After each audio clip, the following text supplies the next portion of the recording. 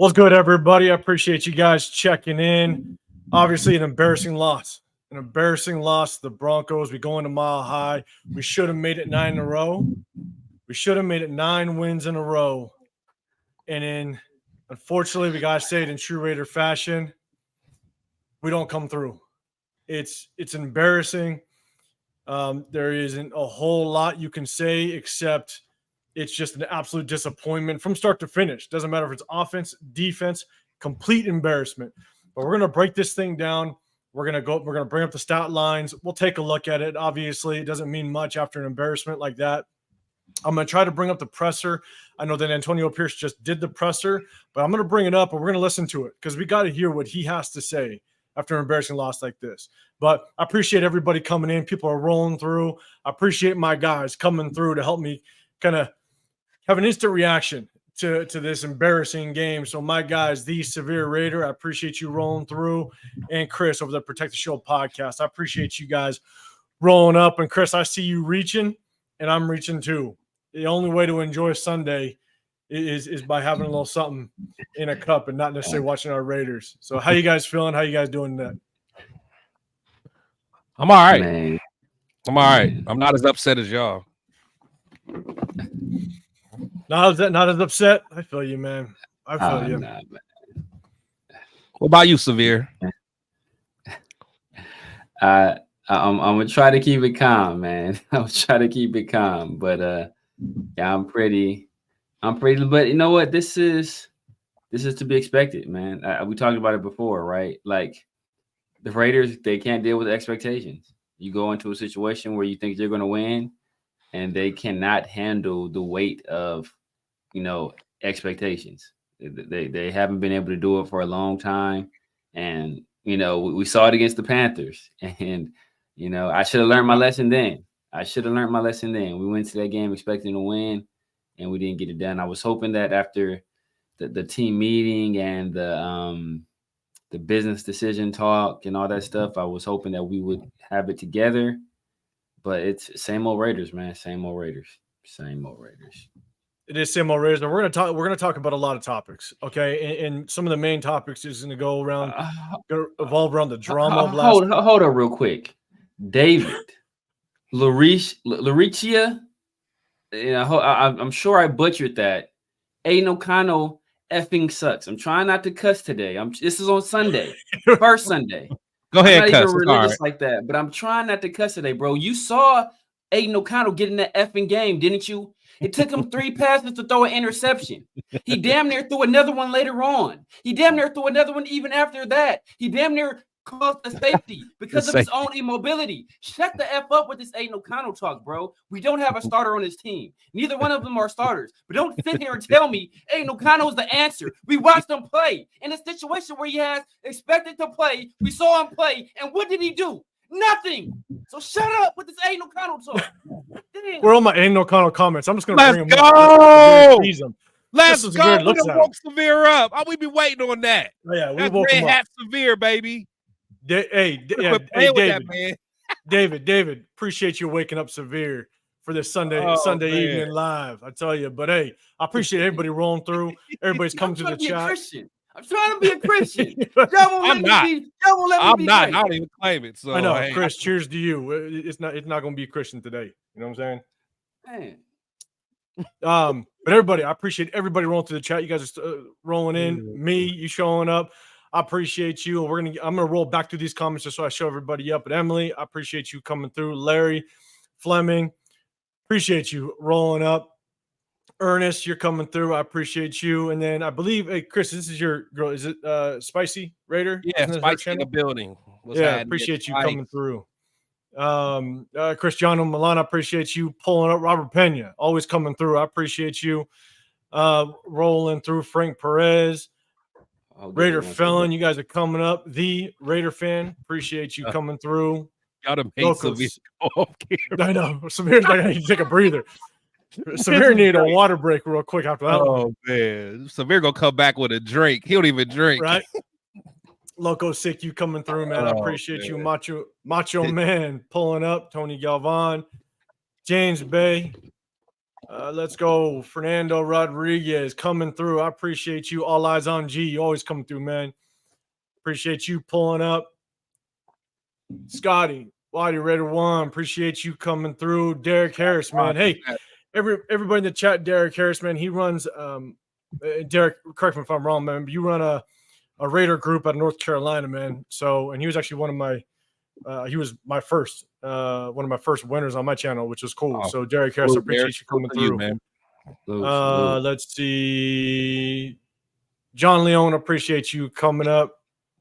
Silver Assassins pulling up. I appreciate you, Harry Barr. Man, everybody's coming through. 831 Raider, I appreciate you pulling up as well. Dub Raiders coming through. I know.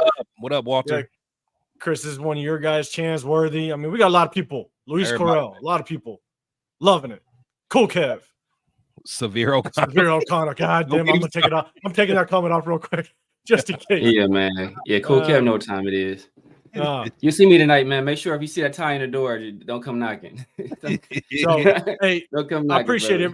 I appreciate everybody rolling through. As always, if you guys got a question for the panel, or if you guys got something you guys want me to put up, put hashtag Raiders and then the comment, and I'll try to get you up there. It'll just catch my eye. And so let's pull up the stat line. Okay, again, guys, I'm going to bring up the presser of AP. I may not be able to pull it up on the screen so you guys can see it, but I'm going to just play it over my phone so we can hear it. Because after a loss, an embarrassing loss like this, we definitely want to hear what this head coach has to say, because there's going to be nothing but people talking. Chris Smith in the building. Shout out Chris Smith. Always got to shout my guy out. Chris Smith in the building. I appreciate you rolling through, man. Right here. Appreciate you pulling up. So let's do this. I'm going to go ahead and pull up the stat line. We'll pull up the box. Again, not going to take a whole lot from it. And so we're not going to take too long going through it. But you got Gardner Minshew started out the game. Obviously had a pretty good first couple drives, had a horrible pick. If Brock Bowers would have caught that, he would have walked in the end zone. You know, that could have changed the entire dynamic of that game. But it was a bad throw. Obviously, he had someone in his face, which sucked. But I'll correct me if I'm wrong, guys. But that should have been a hold on Gardner Minshew coming off. And so, I agree. The return, honestly, I agree. But that pick was 100% on him. 100%. Absolutely. You're talking about on the return. But it should have been a touchdown. But that should have been, and I'm telling you, those are momentum changers. You got a pick 6, 14-point swing, man. It's a 14-point swing. That's huge. And so that is, because our defense could have stopped them and held them to 3 or whatever. Yeah, because I mean that's at the point of the hold, right? And so you're basically getting that ball all the way back. Yeah, back around to 30. And now they got to travel the entire field, and so that's just a horrible missed call, in my opinion. And a lot of people will say, "Oh, you're allowed to hold." Yeah, but the moment that defender, or not defender, but Gardner Minshew, the moment he gets out of that guy's frame, it's a hold call. So should have called it, but whatever. But one thing I'll say is, and we'll get down to it, we were not good when it comes to penalties. Aiden O'Connell did come in. Basically, guys, you got to remember, basically came in garbage time. Yeah, 94 yards. He had the pick. It just didn't look good overall. But we allowed Bo Nix in that second half to wake up. If he would have hit that one pass down to Troy Franklin in the end zone, he would have had 250-plus yards and 3 touchdowns. And so, you know, it's tough.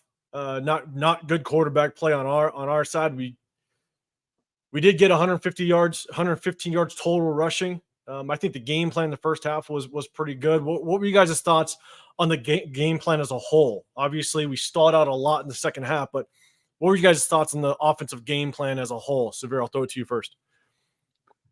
Man, we came out on fire. We came out on fire. I liked what I saw. You know, like we had some huge plays early on. We were being, pretty productive in the run game. We had the huge pass to Brock Bowers where he made an incredible play. I was talking to Chris and a few other guys in the chat where, like, just that play, it's so difficult not to get offensive in pass interference play on a play like that, because everything in your body is screaming like push the guy and go up for the ball. So for him to have the discipline to not really get his hands on the guy, go up for the ball, make the catch, and then turn and run, like that was a great play. So we started off great. We went right back down the field. We're driving again, and then we throw that pick six, man, and that kind of we had 10 straight points. We didn't score again until garbage time, basically. Yeah, absolutely. Chris, what's your take on the offense? How are you feeling? Yeah, kind of same thing. I think we started off. I actually thought Getsy was playing. He called a good game plan. In the beginning, I think he was attacking Denver's weaknesses. I think we were spreading the ball around. I liked what I saw. I liked the pace.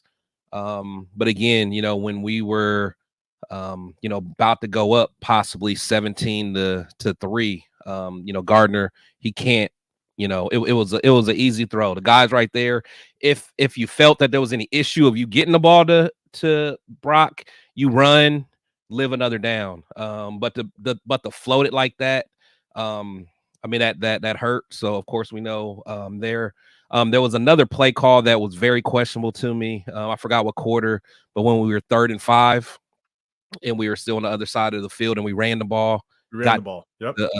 Got down to 4th and 2 and still decided to punt.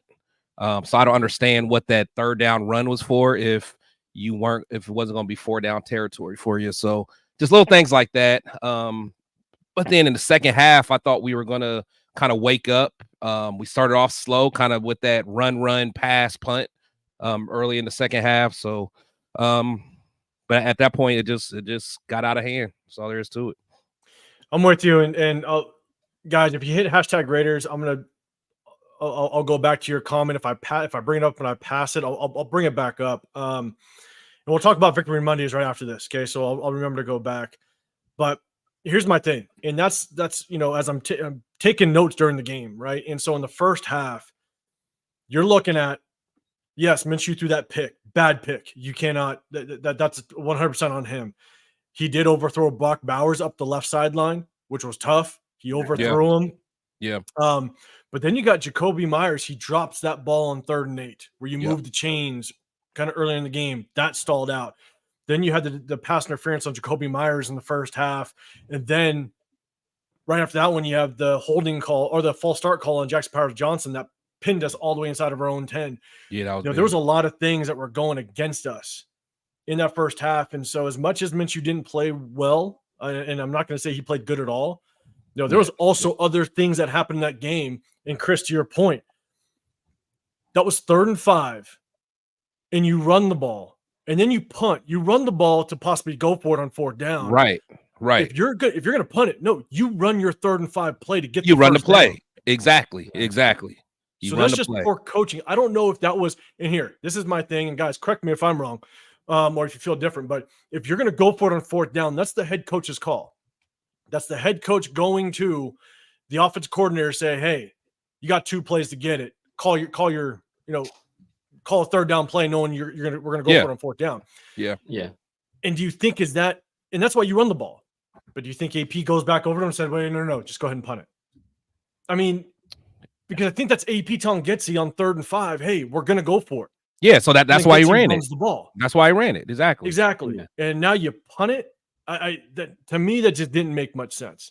And so it would be different if that was just an isolated issue. But we've seen this in 5 games. We've seen something like this at least 3 times. Yes. When you guys say that, at least 3 times. So at least 3 at times. This point, it's a trend. It's a trend. So these aren't isolated issues, man. It's a problem with just game planning and just making adjustments. There's just poor coaching. And so I brought up the running stats. We got the ground game running a little bit in the beginning. Again, Chris, to your point, I think Luke Getsy was calling a good game in the beginning. Yeah. Right. I think there were situations that got away from us. Brock Bowers, I really like that Brock Bowers had 8 receptions. That means we were trying to target him. We were trying to get the ball in his hands. We had to. 8 for 97 and a touchdown. Now, that touchdown was 57 yards. So outside of that, he only had 40 yards basically outside that catch. And that was the first drive. Yeah. So we need to be better of trying to get him in position. to make more plays for us. But Jacoby Myers 6 for 72. His long was 21. Alexander Mattson, Trey Tucker got involved a little bit, but again, throwing one-on-one balls up to Tucker. I'm not sure about that either, man. So let's talk about that, because this is where it does become difficult. Is you lose Devontae Adams. Now you only have one receiver with height, which is Jacoby Myers, and he's not even that tall, right? I think Jacoby Myers is 6'2", I think. Yeah, something like that. Yeah. So obviously Brock Bowers is going to be that other guy to win some 50-50 balls. But imagine if Jacoby Myers goes down. I mean, our depth is horrible at the receiver spot now. We did bring in Ramel Keaton, but that remains to be seen just how well he could do as a starting dependable receiver. So now here's the offensive stats. The individual stats, honestly, can't get much from it. I think this was, if you look at the box score on top, 24 unanswered points. That's where this thing completely fell off. And I'll put, in my opinion, I look at this as a complete team loss. Offense fell off, and defense, how do you let a Broncos offense put 34 points up on you? So we're going to talk about the defense real quick. I do want to go back to this comment. Let's see, by Fernando. He basically says, how much does Victory Mondays off hurt us? We'll talk about defense, but let's address this comment real quick. Severe, I'll let you go after it. What are your thoughts on the Victory Mondays hurt us? I mean, that's a tradition that a lot of coaches have. If you guys win the game, you get Monday off. So I don't want to attribute it completely to that, but at the same time, these guys aren't good enough to have any days off. See, you shouldn't have any extra days off outside of your normal days off. You should be in there every single day. The league allows you to be in there for as much time as the league allows you to be in there, because we are not good enough to be taking this time off. I don't want to attribute it all to one day, but just set the precedent. Until we prove that we're one of the better teams in the league, we're not taking this time off. I know AP is all about morale. He's a former player, so that's big for him. You kind of see where things went off the rails with the previous regime, but I don't give a damn about any of that, man. Like, get your ass in there and put in that work, because this team sorely needs it. Chris, your thoughts on Monday day off? Does it hurt us? Yeah, I've been said that. We don't we don't deserve it. I mean, we've been consistently bad for decades. I mean, we'll have one-off seasons where we have a little bit of hope, but if anything else, I mean, have them come in, watch film. I mean, they don't necessarily have to be on the field per se if you want to be a little easier on them, but no, it just goes back to, when we win a game, we think that our shit don't stink. You go back to like the Patriots, like when they won a game, like they're back in there the next day, because that's what, they're getting better because they know it's a long season. We're not good enough to do that. I'm just, I'm tired of it. And the thing is, knowing us, we're going to come back next week and we're going to win this Steelers game, and it's going to be a big cycle all over again. And it just gets old, man. No, I'm with you, and I agree with you guys. And so we got a couple questions coming up. So Gunsmoke, Gunsmoke. I appreciate you coming through. Raiders, we need no line for Aiden O'Connell. That's all we can do right now. I agree. Our O-line, it looked bad. It looked bad across the board when it came to penalties. DJ Glaze had a penalty. JPJ had that false start. And we really couldn't protect as much as look. Miller had that hold too that canceled out the defensive pass interference or defensive holding, rather, that would have given us first down. Miller had that hold. Yeah, that was big. So.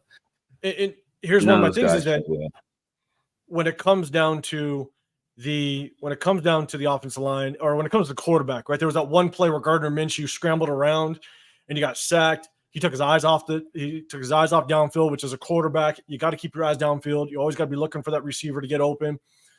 But Andre James just got pushed 5 yards in the back. Yeah, I was about to say like you don't expect to run into your safety that far back. You know what I'm saying? Exactly. So he tried to step up in the pocket like a quarterback's supposed to, and then not bang the your same centers your centers in your face. So Yeah. we still have O-line issues, and this is something that it's been an issue since day one. We got to correct them.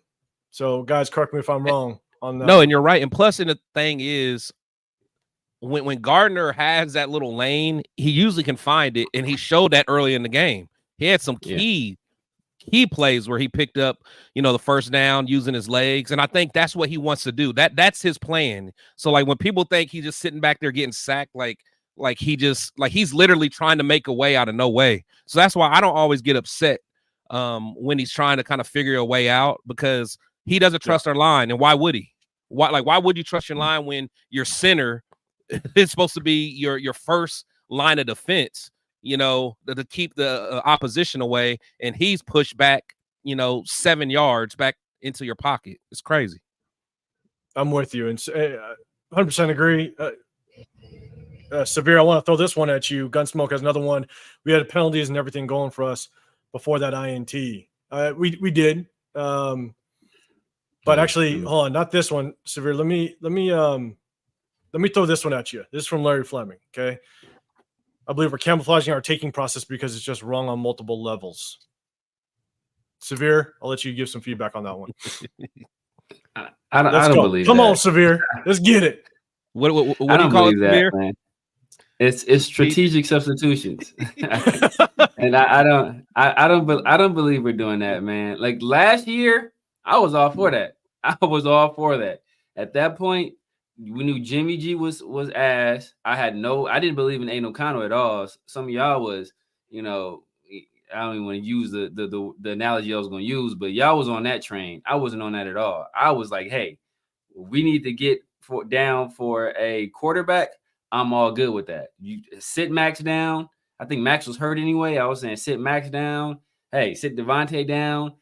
Hey, run this midget receiver core.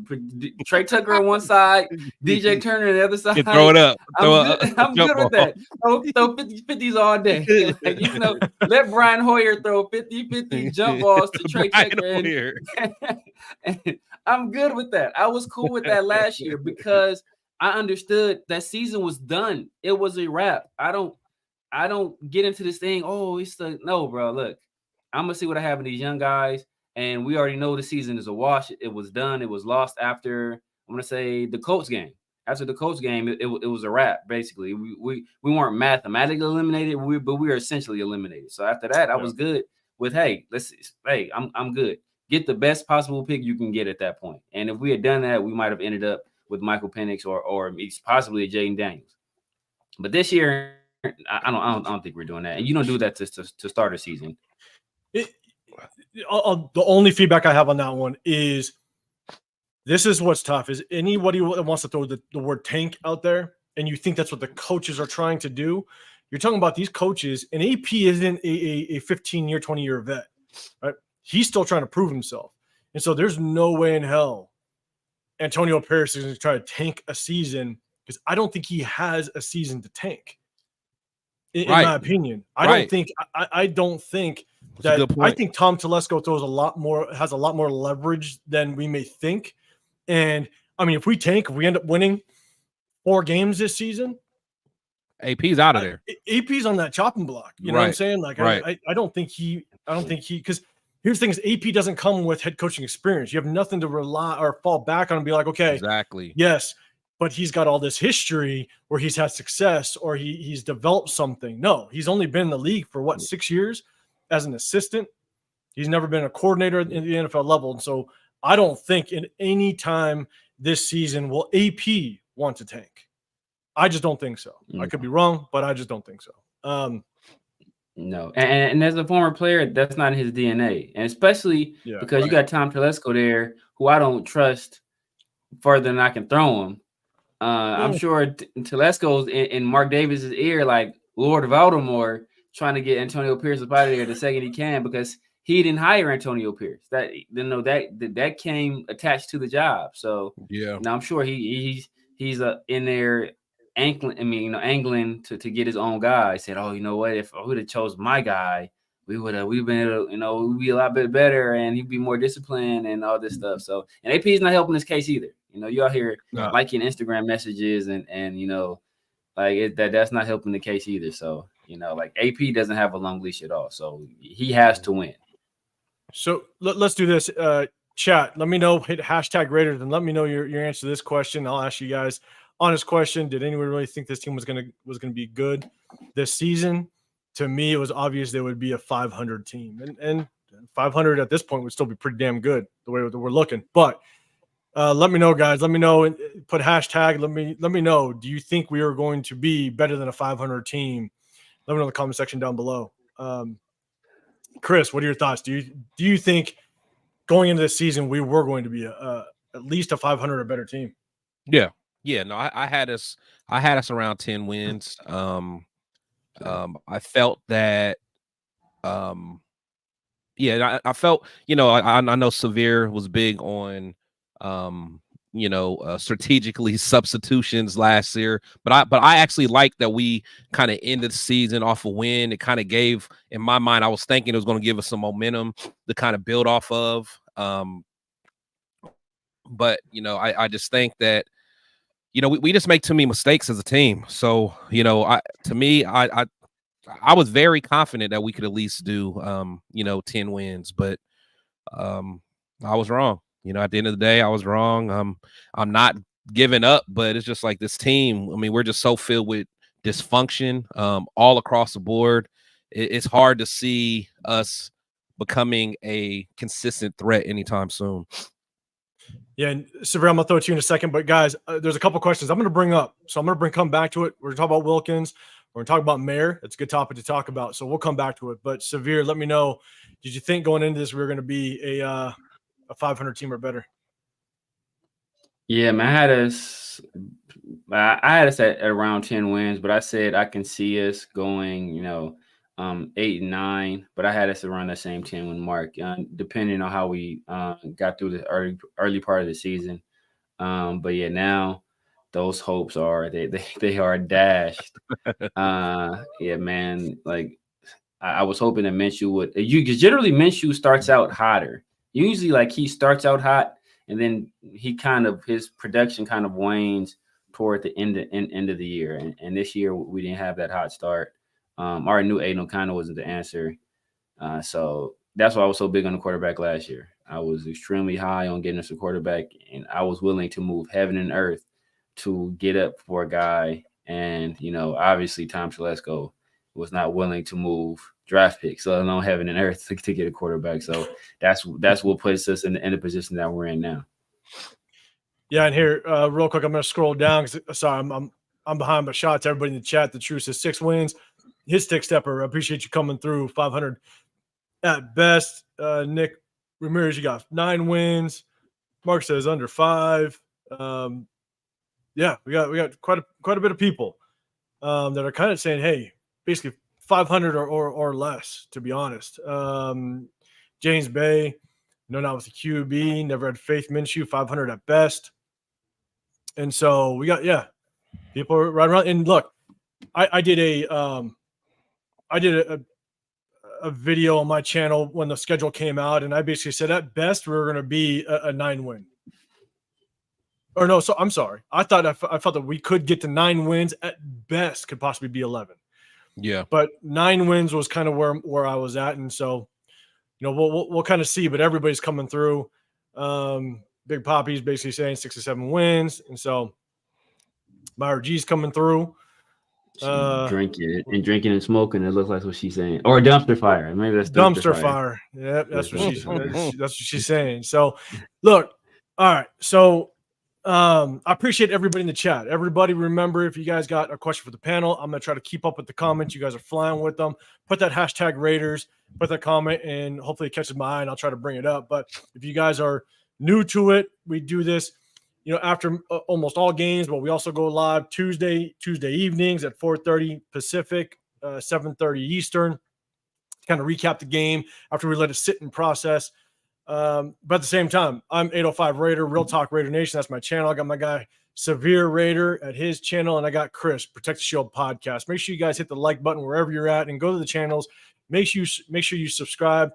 And I just want to take a quick moment and say I appreciate everybody in the comment section, because you guys always come through and you guys let us know that we're either doing a good job or bad job. It don't matter. We got thick skin. We make sure that we look at that feedback, but at the same time, I appreciate all the feedback you guys do give. And so let's talk a little bit. Let's get it real quick. Wilkins did get hurt. I didn't see where it happened. He celebrated after I think he got that sack. Yeah, and I think Adam Butler jumped on him. So I don't know if that was a play, but I felt like he played after that. So I don't know. I didn't see. Yeah. So I didn't see where it happened. I just heard that he was out and wouldn't come back. So yeah, he must got twisted up a little bit. Severe. Did you see anything? I didn't see anything. I just heard the announcer say that he was out for the game, but I didn't see any play where anything like strange happened or anything out of the ordinary, or where he came up gimpy or anything like that. Mm-hmm. Yeah, and Space Beast, I know you commented this a little bit ago, but you said I'm here to take it severely. I like it. That's a pause, very pause-worthy statement. Don't tell anybody you willing to take anything, okay? Don't say that on certain Severe. I'm minding my own business, man. I'm minding my own business. Severe. It's Sunday. It's Sunday, Severe. Didn't you just say that? God damn it. Indeed it is. Let's go. Space be sounding like he easy like Sunday morning. Real quick, LA Raider, you're saying it's weird that Mayer isn't there, and like I got my thoughts on that, and I'm gonna catch up in the comments. But guys, what are your thoughts on Mayer? He's out for personal reasons. Let's talk about it real quick, because we want to definitely get on. There's definitely a couple topics we want to talk about, but Zavir, what are your thoughts on Mayer not being there 2 weeks in a row? That's keep the same energy. 3 weeks in a row. I think it's 3 weeks in a row. Hey, and we're not. Hey, look, let's not talk about whether or not he's good or not. Okay, let's just talk about. I just want Severe to keep the same energy as Tommy E. That's all. Nah. Like Tommy E played this week. He might as well not have played because he was. But we didn't get into that. Yeah, man. Like, nah, man. At this point, bro, it's during the season.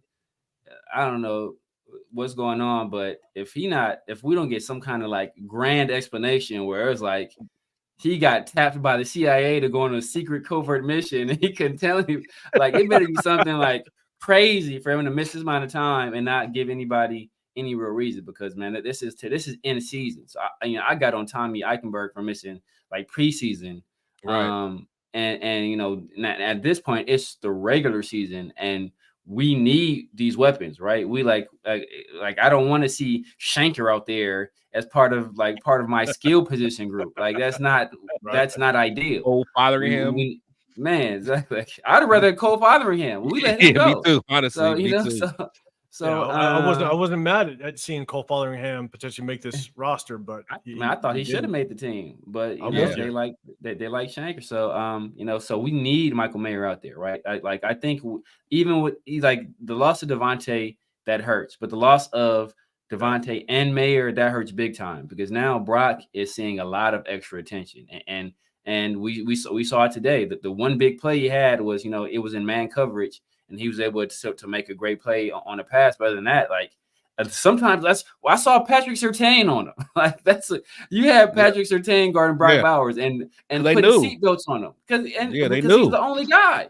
He's literally not the only guy. Jacoby's a guy out there too, but like he's the top. He's the main guy you have to stop at that point. So I think if you have Mayer out there, that adds another dimension along with Jacoby, along with Tucker.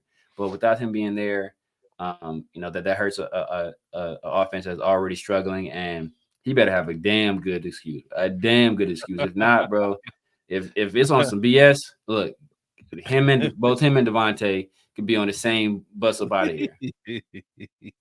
Yeah, and so Chris, I'm gonna ask you the same question. We'll roll to you guys. You guys in the chat that are putting hashtag Raiders, I'm marking them, so I'm gonna get to them. Promise, I'm catching up.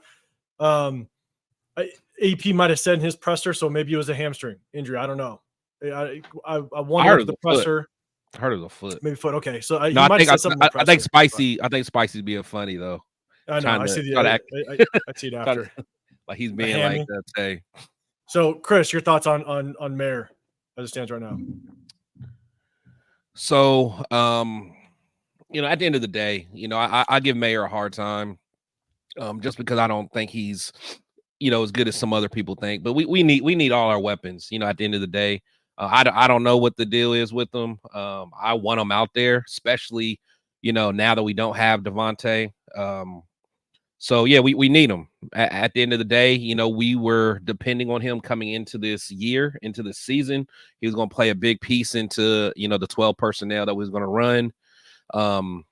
Again, without Devontae, we need all the pieces. I like Trey Tucker a lot.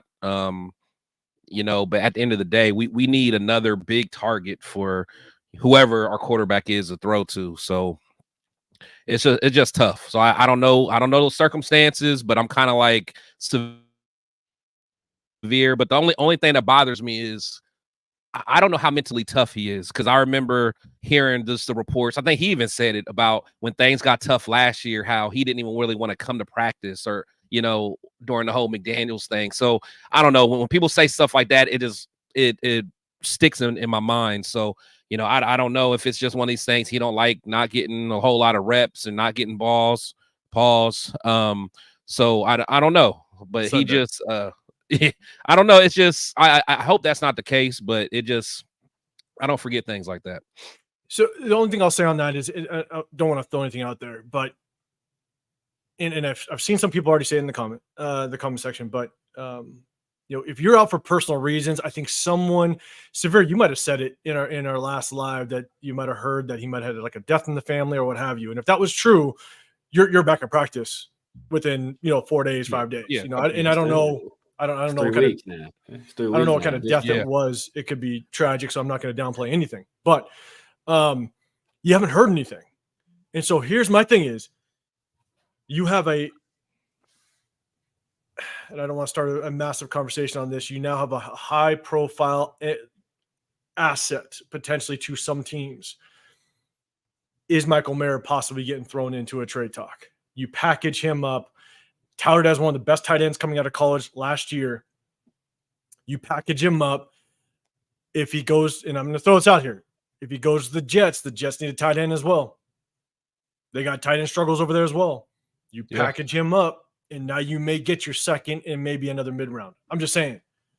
So it's just really strange that there's nothing being talked about. When AP goes and gets on the podium and they ask about Michael Mayer, he said it's personal. That's it. And shuts it down.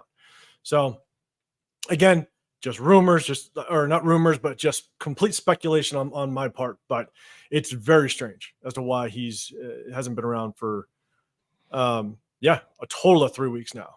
And so as we kind of move along, I know we want to talk about the defense, but again, you guys are coming through with a lot of comments. I want to make sure I get to them. Salute to everybody in the chat, man. Appreciate you guys. Absolutely. And guys, I'm doing my best to keep up with you guys. You guys are flying. Here's one. Jack Kenna, appreciate you pulling up. Is AP the wrong choice? Let's take a drink and get ready for this one. But is AP the wrong choice? Severe, I'll throw it at you. Yeah. What's your thoughts right now? I'll take the question while you guys consume your alcoholic beverages. I appreciate you. Man, it's too early to tell, man. It's too early to tell. And everybody, and it's like, bro, I would never want to start any type of business or any type of organization. I wouldn't want to start a book club with you motherfuckers, because 4 weeks in, it's the wrong choice. Like, man, what the hell? Like, y'all gonna get through the first chapter. Like, this book sucks. We're going to the next one. Like, it's been 5 games. Like, give this man an opportunity. He had never been a coordinator before. We understood that the technical aspects of the job he was going to struggle with, right? We all saw the traits there.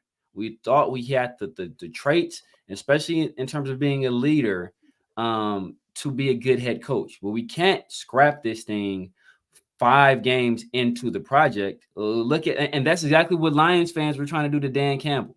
They were trying to run him out of town the very first season. After the first presser, we was talking about buying kneecaps. People was like, he's the wrong choice. Yo, they was out. Yeah, they was out. Why are we hiring him? Why did we hire this guy? So, bro, give this man a chance, right? We all understand we don't have a starting quarterback. Gardner Minshew obviously is not a starter. Aiden O'Connell for damn sure ain't no starter either. All right, he got in there. How do you throw? He's thrown 2 interceptions in garbage time, bro. You fucking suck. How do you throw interceptions in when they're not trying to really stop you? They're just trying to let you complete passes and stop the clock. You still throwing interceptions. You fucking suck. So he's not the starter either. So anybody saying AOC is the answer, he's not the answer because he's trash. So stop this nonsense. I see this shit in the chat one more time, bro. I'm gonna go off on you dudes. This shit is nonsense. He's not the answer. And obviously Gardner is not the answer either because he's throwing pick 6 on the goal line with wide receivers wide open. So he's not the answer either. So, you know, like neither one of these guys are the answer. So we got to figure out some other kind of way to win. But when you don't have the quarterback position, which is the most important position essentially in all the sports, outside of maybe a goalie and hockey and soccer, the quarterback is the most important position in all the sports. So if you don't have that guy locked down, you're not going to win a lot of games. And that's been proven time and time again. And AP is in that situation right now. Chris, I'll throw it to you. Is AP, is he the guy or not? You know, it's a tough one because I was heavy on the AP train, and I still am. But there's certain things that piss me off. Now, if you're getting out coached and things like that, if it's strategic issues, then okay, I feel that you can get better at that with experience. But I can't lie. The way this whole situation with Devontae, that really kind of got under my skin on how it was handled. Just the whole childish behavior. You know, couple that on top of some of just the other headlines that's not even football related, but just some of the other headlines with AP that kind of question his character. So it's like when you put all that together, it's just like, man, these are just distractions. And we're not good enough. We're barely good enough to win games, period. But we're definitely not good enough to win games on top of distractions. So, you know, I still am riding with him fully. You know, I want him to do well. I'm not giving up on him. But I will say my confidence in him has taken a big hit, specifically over these last few weeks. Yeah, and here's I'll give my take. And Severe, I know you feel very strongly about Aiden O'Connell at this point, but to me, look, I don't want to hear whether or not Aiden O'Connell is. He's not even Chad Pennington anymore, Raider Nation, Jason. He's not even Chad Pennington anymore. Chad Pennington would be an upgrade for Aiden O'Connell at this point. But here's my thing: is I don't want to hear that Aiden O'Connell is the answer.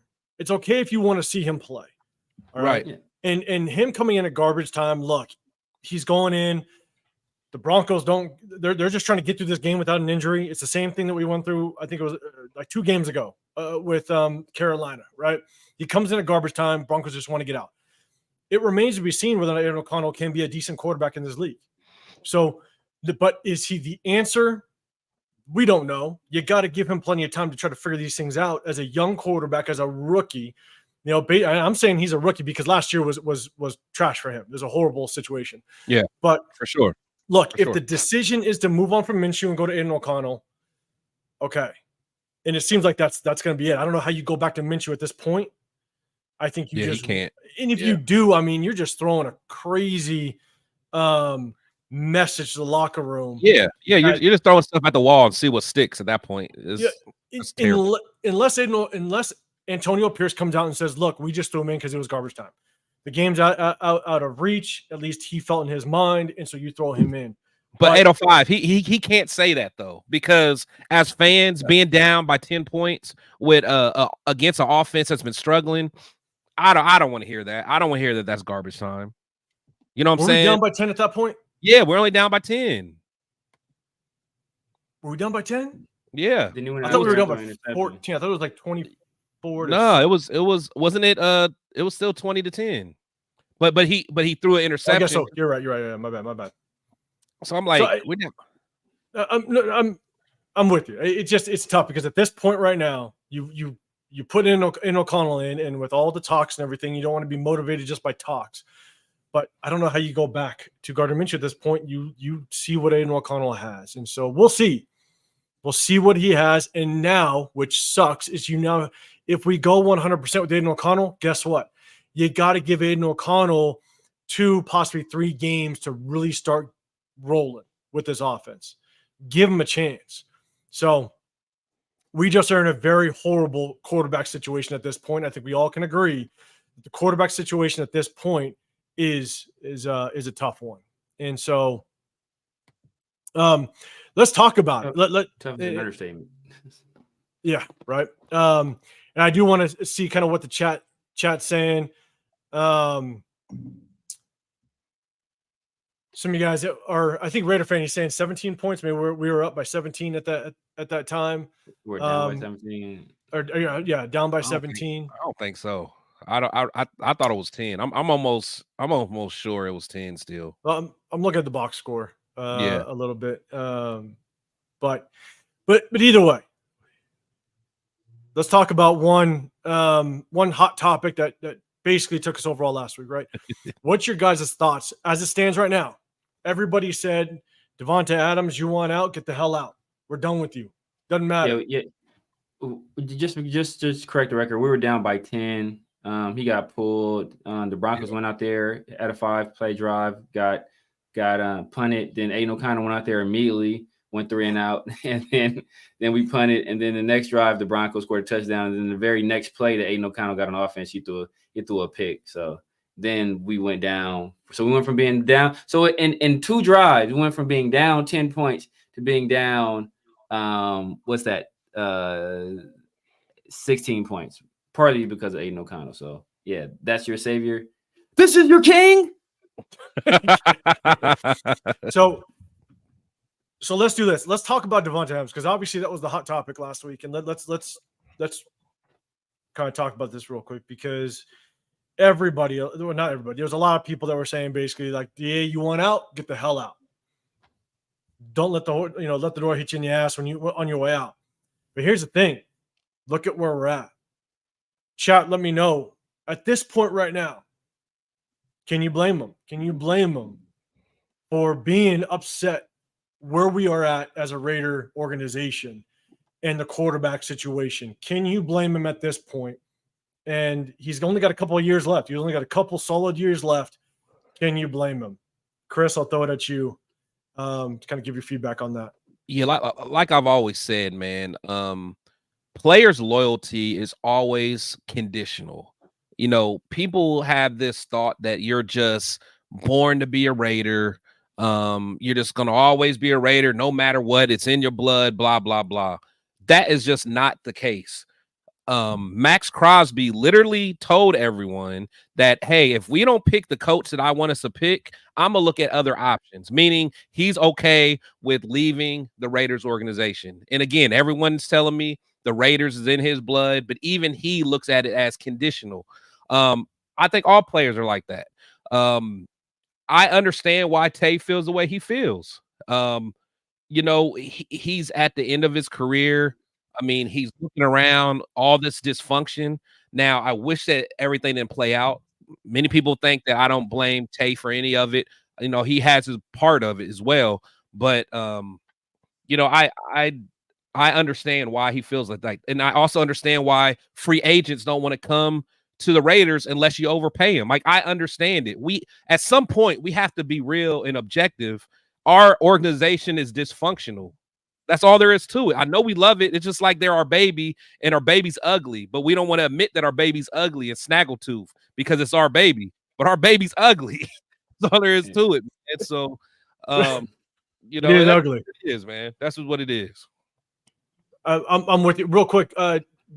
Jack Ken, I saw, remind me, because you said 805, I think you said like elaborate or talk more on something. Remind me. So put in the comment section. I'll find it. Put hashtag Raiders. I'll find it. Let me know, Jack Kenna. So Severe, I'll throw it to you.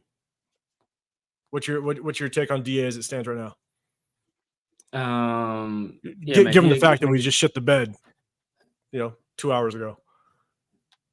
Yeah, man. Like I said, I don't like all loyalty is conditional. Like nobody is loyal, right? Like 100%.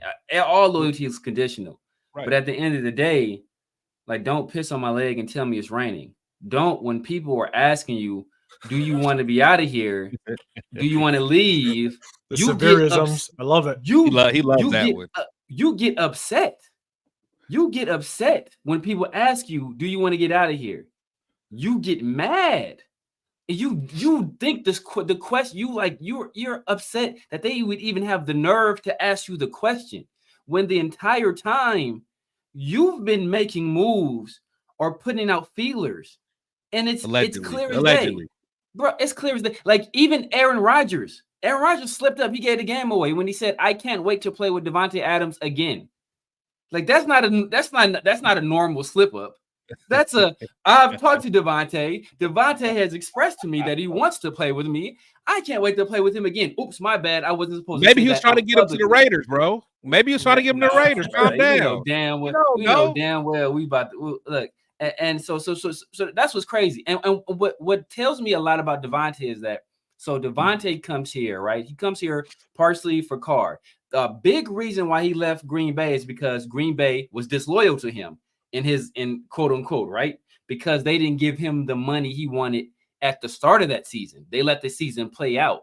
Instead of giving it in the beginning of that season, they let it play out. Another reason he wanted to leave is because he was uncertain of what Aaron Rodgers would do or how long Aaron Rodgers would play. That was one of the reasons he gave, right? Yeah. So now he wants to go back to that same quarterback who just before he said he was uncertain if he should stay with, because he didn't know how long that guy would play. So like Devontae, he's like, bro, like I some things I want to say, but I'm not gonna take it there. But yeah, Devontae, he played his part in this as well. But I don't mad. Like, if the team is losing, I said in the beginning of the year, Devontae is not on our same timeline. And the fact that we have to make these considerations, trying to push the chips to the middle of the table to win now, and partially because we want to do right by Devontae, that's not the track we should be taking. We are a team that should be, the max is like 27.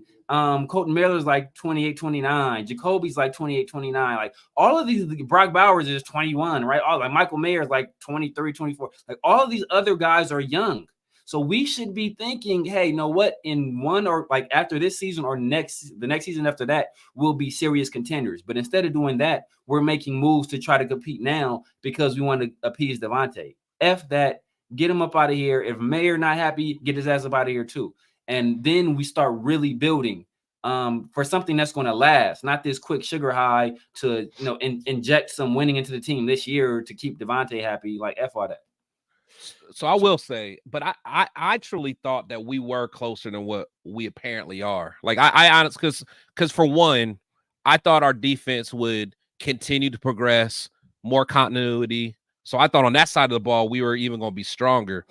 But then on offense, yeah, granted, we didn't get the quarterback we wanted, but I didn't see our offensive line taking such a step back. So I guess in my mind, I could understand where maybe a coach or a GM is thinking, okay, we're a year or two away. And I think, like, being a year away, I think Devontae could still be a part of that timeline, I think. Especially if our defense really was going to do, because a lot of us thought that our defense was going to be top 5. If you guys remember, a lot of us were saying a top 5 defense, we get a middle of the pack offense, so we can be making some moves. But I just think that the way that, I mean, we regressed on both sides of the ball, I think. Yeah, but so you got to think that a big part of that is Malcolm Koonce not being here. Like, down the stretch of last year, Malcolm Koonce. Exactly. Malcolm Koonce was a top 10 edge defender. I think somebody asked me to read off the stats for the game. I know we looked at the box score earlier, but we can go back to it just for them real quick, just so we can tell people just how terrible Aiden O'Connell is as a quarterback. Gardner Minshew was bad too, right? So Aiden O'Connell, here you go. He threw 3 more passes, completed 43. I mean, for 43 less yards. He was averaging 4.7 yards per completion, threw no touchdowns, had an interception, and took a sack, for a rating of 42.5. Gardner Minshew, despite throwing 2 interceptions, still had a passer rating of 74.5. So shut the fuck up with this Aiden O'Connell shit. I don't want to hear it anymore, all right? Shut the fuck up with it. You guys don't know what the fuck you're talking about. Shut it up. It's nonsense. So let's do this. All right. Cheers, 805. Cheers. 100%. I had to get a little refill just for severe cussing on Sunday. They both suck, man. That's what people don't realize. So- They're both not good. Like, don't tell me, oh, the one guy is better. Like, no, like, is he 1% better? Like, obviously he's not, because in the situations he's been given a chance, he didn't do anything with them. Did nothing with them both times. So let's do this. We're if I see a good Aiden O'Connell comment, I'm just gonna throw it up here just for severe. I'm just letting you guys know. But my opinion on Davante Adams, look, he's at a point in his career that I think he came over here because it's clear that he did want to play with Derek Carr. And when he did play with Derek Carr that first year, I mean, they went off. Derek Carr had his numbers, DA had his numbers. It went off. And we just went on a path that he's like, look, and I said this years ago before I jumped on this whole YouTube thing, was like, look, there comes a point where Hall of Fame bound top tier players at their position, their motivation changes. Yes, he's a diehard Raider fan. He's been a Raider fan all his life, right? The mass majority of his life. But there comes a point where you want to win a championship. You want your greatness to be felt with also winning a championship. And if he feels we can't get him there, and we sold him, just a shitty bill of goods with the process that he's been going through, okay, I get it. If you want out, I'm not going to hate you for wanting out because of what we did to you at the same time. But if you want out, then get out. You know what I'm saying? Then you don't need to be in this locker room. You know what I'm saying? So look, I can't fault him for saying you guys played me a little bit, which they did. You know what I'm saying? But at the same time, like, if you don't want to be here, cool. Then move on and let us move on and let us get to where we want to be. I agree there. Without you. I agree there. That's just kind of how I'm gonna kind of roll with that. Now, next up, and I'm gonna try to get to some of these comments we got. Let's see. Let's go. Derek Harris, you're saying, do we make a run in the playoffs? I don't know. Well, he said what? He said, what can we do? Oh, what can we do? Can't tell you at this point, to be honest with you. I mean, there's so much that we need to fix. I mean, and guys, correct me if I'm wrong as we go. There's so much we need to fix. As it stands right now, you got the defense that's not playing up to par. You let 34 points on a Broncos offense that's been struggling all season, right? Our offense, you don't know what your quarterback is. We can't develop a running game. We don't have a passing game. Our offensive line is suspect. At that point, there's really not a whole lot we could do this season unless – let's do this. But there's one thing we can do. Our coaches need to coach our team up. It's that simple. Because the players are the players that we got. That's who we got. Coaches, coach your ass up. That's another aspect of this game that a lot of people sometimes forget. Yes, you want to say the players need to play, that the players need to do the thing, the players need to come out and perform. Yeah, I agree. But at the same time, the coaches need to coach their ass up. And so coach your ass off. That's the only thing we got at this point to potentially make the playoffs. So if you guys disagree, let me know. Yeah. I got an idea, right? It's a little bit out of the box. I know a lot of people aren't going to consider this, but hear me out. Hear me out, all right? Just hear me out, all right? I'm hearing Call up Michael J. Fox, Christopher Lloyd, get a flux capacitor and a DeLorean, and we go back in time and we draft C.J. Stroud. Then we're good. We are good. We are in the playoffs, baby. All right, but anything short of that, we ain't going to the playoffs this year. All right? I got you. All right, yeah, I'm with you. Let's go. Hey, Billo Bosco. What's going on, man? Yeah, appreciate you pulling through in with the super chat. Not defending DA's actions, he was willing to play with AOC and Minshew under through Tucker and 2 deep balls. Yeah, I mean the quarterback play as a whole, it just wasn't solid across the board. And when it comes to Davante Adams, he's an elite player that's played elite for a long time. Now he's had drop issues stemming from last year, which is really hard to defend. You know what I'm saying? And I think that's maybe what you might mean in not defending Davante Adams. Because look, he hasn't played at his top tier either. But at the end of the day, he's got a record of being a damn good receiver and still can contribute to a contender. And so maybe that's what he wants to do. You know what I'm saying? So how you guys feel on that? Anything to add on that one?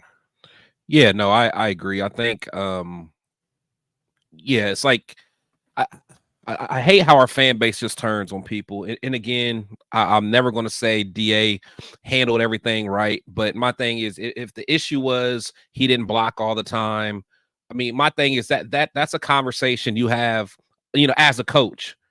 Fix the problem. Fix the problem.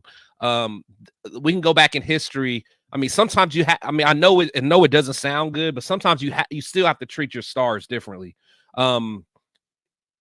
You can go back to Bill Parcells, the way that he used to handle Lawrence Taylor.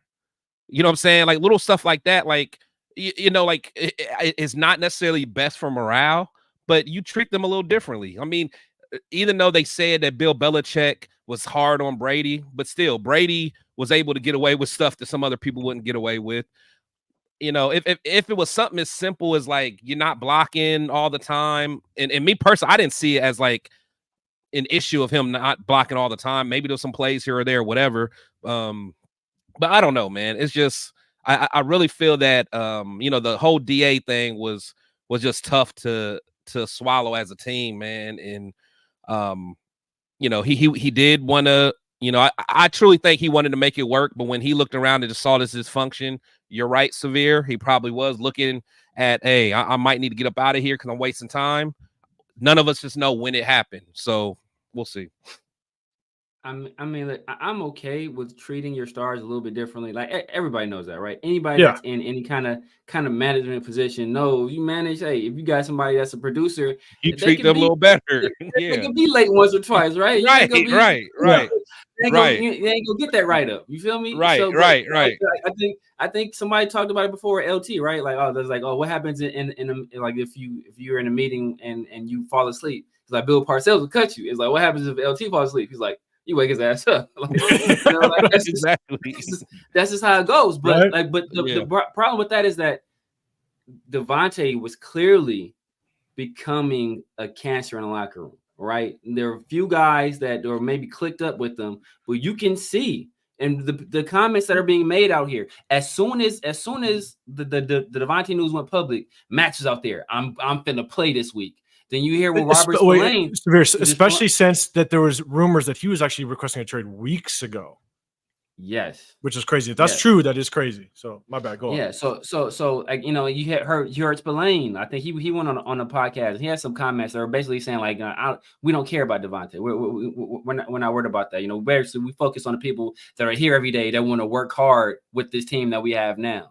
And that could have been a shot at Michael Mayer as well, right? Maybe the same situation there. We're not focused on these guys who went out or these guys were malcontents. We focus on the people that are here in the room. So, I mean, there is ways to handle it. If he would have just came out and said, you know what, I want to be out of here, everybody would have understood it.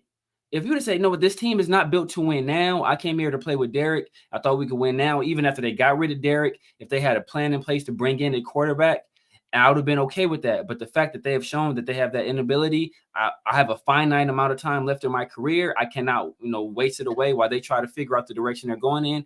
I need to get out of here. People would have understood. Nobody would have been mad at him. Nobody. It would have been the portion of fans mad at him. But to snake the people, right, like he did with us, and say he wants to be here while the whole time he's doing stuff in the background to get out of here, bro. I can't respect that. I still disagree, man. At the end of the day, no matter what, you don't want it out in the public anyway. So like my thing is, he probably said those same things to the powers that be. Like he may have said it to Telesco or AP or whatever. But my thing is, I don't know. As a fan, I don't want to know that. Like I don't want to see him sit up at the presser and tell me that about my team. Maybe it's just one of those things. I just want to turn the other cheek or whatever. I don't want to pause. I don't want to, so I don't want to hear my stars say that at the Raiders podium. That's just me. But we all knew it. See, but the problem with that strategy is that the Raiders cannot trade a player the caliber of Devontae Adams while he keeps professing his love for the organization and how much he wants to be here, because how badly that will reflect on the organization if they traded him and they had nobody had Tell the any truth inkling that later. he was trying to get out. Rip the Band-Aid, tell the truth later. People don't believe it now. People don't believe it now, even though all the reports are saying that he wanted out or he made some advancements last year saying, hey, you know what? I'm curious about how I would look in a different scenario if that can be a possibility. People still don't believe it now. So unless he comes out and says it, they're not going to believe it. They're not going to believe it. I'm with it. Let's go. Sholo, man, I appreciate you with the super chat coming through. Let's go. So can we run this offense through Bowers now? Did this coaching staff not watch how Georgia used him in the slot more than an inline blocker? Look, I think today was a hard one because of the fact that they brought in Surtain to basically try to lock him up, right? It looked like Surtain was locked up on him a good amount of the time. And so it's tough as a coaching staff when things aren't running the way that you need them to go and it kind of gets you out of your rhythm as a play caller. It's tough. And not to say, the offensive line struggles so much that there's things that you may want to do, but then all of a sudden you just you throw out 20, 30% of your playbook because your offensive line is struggling so much that it's tough to continue to play call in a certain way. And so we need to continue to feed Brock Bowers and be creative with it. That was one of the things that I wanted to see going into this game is continue to be creative and make sure that we can get the ball to Brock Bowers. Cause now that DA is gone, you need to use your weapons. Brock Bowers, Trey Tucker, Jacoby Myers, you got to use them in creative ways, especially when your offensive line is struggling as much as they do. So got to get creative. Yeah. I mean, at this point, man, you gotta find whatever spark works, man. If they think Aiden O'Connell going into this Pittsburgh, oh my God, Aiden O'Connell against the Pittsburgh Steelers defensive line. But if they think that's going to work, all right, like Gardner hasn't been the answer either. So hey, maybe Aiden O'Connell gets in there and he goes crazy and he has one of those big games and we get a win against an AFC opponent. Hey, like whatever works at this point. I don't care. My only allegiance is to the Raiders winning. I don't think Aiden O'Connell is going to get it done, but apparently Gardner Minshew hasn't been getting it done either. So I don't care. Whatever you got to do, whatever you got to do. If you need have a seance and reanimate Kenny Stabler, if that's going to work, like do what you got to do. I don't care. I just want to win. Yeah, no, I'm with you. Real quick, Chris, I'll throw it to you in just a second, but I appreciate everybody in the chat. I'm trying to keep up as much as I can. I'm looking for the hashtag Raiders to possibly bring it up. Jack Kenna, if you're still with us, I see you in the chat, let me know. You sent a question to me or you told me to scroll up. I'm looking to try to find what you were talking about. Put in the chat. Again, I'm going to try to find it. So I definitely want to get back to you. So, but I appreciate everybody in the chat. Just so you guys know, we do this after the games, also on Tuesday nights. I got Chris, Protect Shield podcast. Make sure you go to his channel, like, subscribe. You got The Severe Raider. I appreciate you guys rolling through. We got over 300 in the chat viewing. I appreciate you guys rolling up. We're on YouTube. We're on Instagram. I think, Chris, you're going live on Twitter as well. So we're all over the place. I appreciate you guys rolling up. So, Chris, I apologize for cutting you off. Let me throw it back to you and what you're going to say. No, you're good. It wasn't nothing that it was just gonna be me whining again. So never mind. Go ahead. So as it stands right now, and there was a question that someone brought up in a little bit in the past. It was basically about, as it stands right now, I'll bring it up. James Bay, it was a while ago, but I'm going to bring it up. It says, do you think Telesco drafts a quarterback in next year's draft? And the way that I'll kind of set this up, right? Do you think we're going to draft a quarterback? Here's the thing is, are we going to draft a quarterback? Do you think that we're going to trade up depending on where we land? We don't look very good right now. We could sit kind of in middle of the first round. Maybe we're up where we were, maybe 10, 12, the 10, 12 pick of next year's draft. It looks like we might be find ourselves in the quarterback carousel again. So do you guys think Tom Telesco is trying to eye a quarterback next year in next year's draft? Let's open up that topic. Everybody's talking about in the draft in the comment section. Do you think we're targeting a quarterback in next year's draft? Chris, I'll throw it to you. Have to. We have to. This is going to be honestly. Yeah, I mean, there's no. I mean, this is going to be the year that you give up everything to go get your guy. Whether it's Shador, whether me personally, I like Cam Ward. I'm fairly high on Carson Beck as well. But you got to get your guy. Raider Nation is not going to deal with another year not having a quarterback. We have to get our guy, at least someone to give us hope. AOC is not it.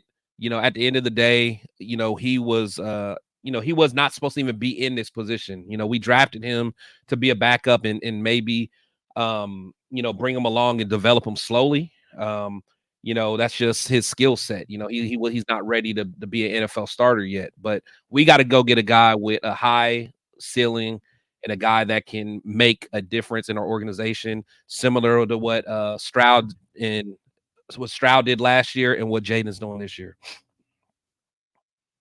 Severe, what's your take on the quarterback?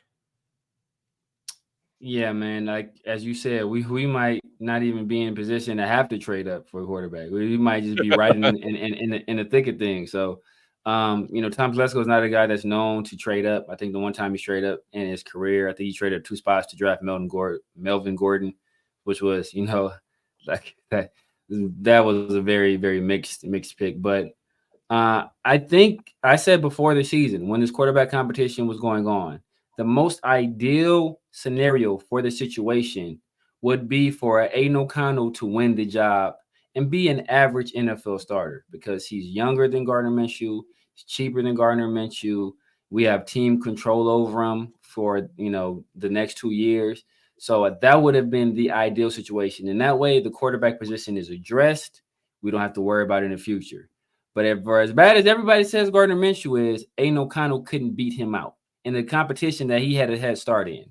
So obviously, the answer is not on this roster, right? It's not Aiden O'Connell. It's not Gardner Minshew. We need to go somewhere else and find our guy. Like there were Commanders fans last year singing the praises of Sam Howell, saying, "Hey, you need to give Sam Howell more time. That's true. He needs to, hey, it's not his fault. Yada yada." No, what did they do?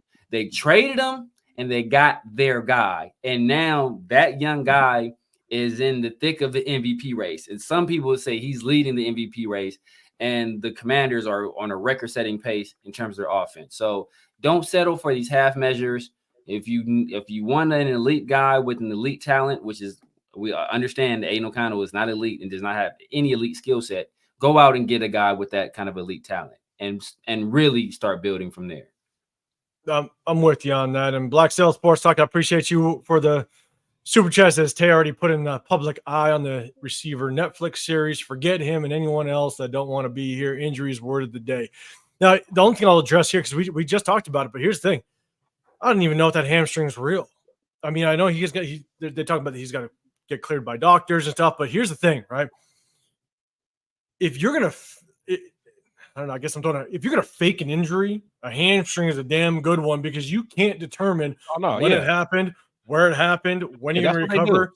Yeah. You know what I'm saying? Like the hamstring injury could easily just be like, hey, yeah, pulled a hammy, my bad. I'll be back when I want to be back. You know what I'm saying? Because a hamstring could be 2 weeks, it could be 6 weeks. You just don't know. So you can play with that time frame. And so that's my thing is, yes, I think the whole Netflix thing, that was tough because that was a year before it actually came out, which means I think he was just frustrated with Jimmy Garoppolo, all that. And as a receiver, 100%, you're going to be frustrated at that. But I think because the quarterback situation has not improved here, now he's pissed. And he's like, look, I got a small window. I got a short window. Now my motivation is championship. And so I think that's where he wants to be. So, but hey, Black Sales Sports Talk, I appreciate you with the super chat 100%. And so, when it comes to when it comes to the quarterback talk, in my opinion, yeah, I think there's a good chance we're going to be in line. And this is why, if we trade Davante Adams, I want picks. I want capital. I don't want players unless someone completely moves the needle, which I don't see that being in the conversation. I want picks. If we get a second, if we can get a third, if we wait a little bit, let's say we wait 2 more weeks to trade him, that's $900,000 a week off of his salary for this year. That just brings more teams into the mix potentially. The more hands you get in the pot, the more could potentially up that value. And if we can get a second, and if we can get a third, that's just more draft capital that we can move up into the draft. And so I want draft capital. That's what I want. Everybody says Hassan Reddick. I'm not a big fan of it, to be dead honest with you. That's not what I want personally. I want more draft capital and as much as we could possibly get, which allows us to move around when April comes next season. And so that's just my thought. What's your guys' thoughts on that? Chris, I'll throw it to you first. Yeah, I mean, honestly, I don't think we're going to get too much draft capital for him just because of the situation. Again, I really think that the Raiders don't have the leverage that a lot of people think. Yeah, because I think it's like 900 and something thousand a week that it goes down. But it's like, but how is Mark Davis feeling about that? Because I mean, you're just throwing money away to a guy that's at home. Mark at some point might be like, hey, we got to figure this out because I'm paying for this guy just to be at home. But on the flip side, I mean, people don't realize Davante is not going to get traded to a team that he does not want to go to. I know a lot of you guys are saying, hey, go ship him off to the Browns. It's not going to happen. Davante is going to have a short list of teams he wants to go to, and the Raiders are either going to trade him to one of those teams, or it's going to be dragged out to the end of the season, and he's going to be forced out by a release, and we'll get nothing for him. I hate to give it to you guys like that, but the way the contract's set up, he has to be willing to do his part to get the trade, and if he wants to be petty, he can. So this actually leads up to a really good conversation, and Big Lil Bosco, I appreciate you with the super chat as well coming through. And this actually brings up a good topic because he says also GMs need to be held accountable for DA because if he knew that DA didn't want to play basically to pay him. Why didn't we trade him before the draft when we could get a top 10 pick from Jets and package to move up for quarterback? Tom fumbled that. I agree, right? We all talked about moving up in the draft.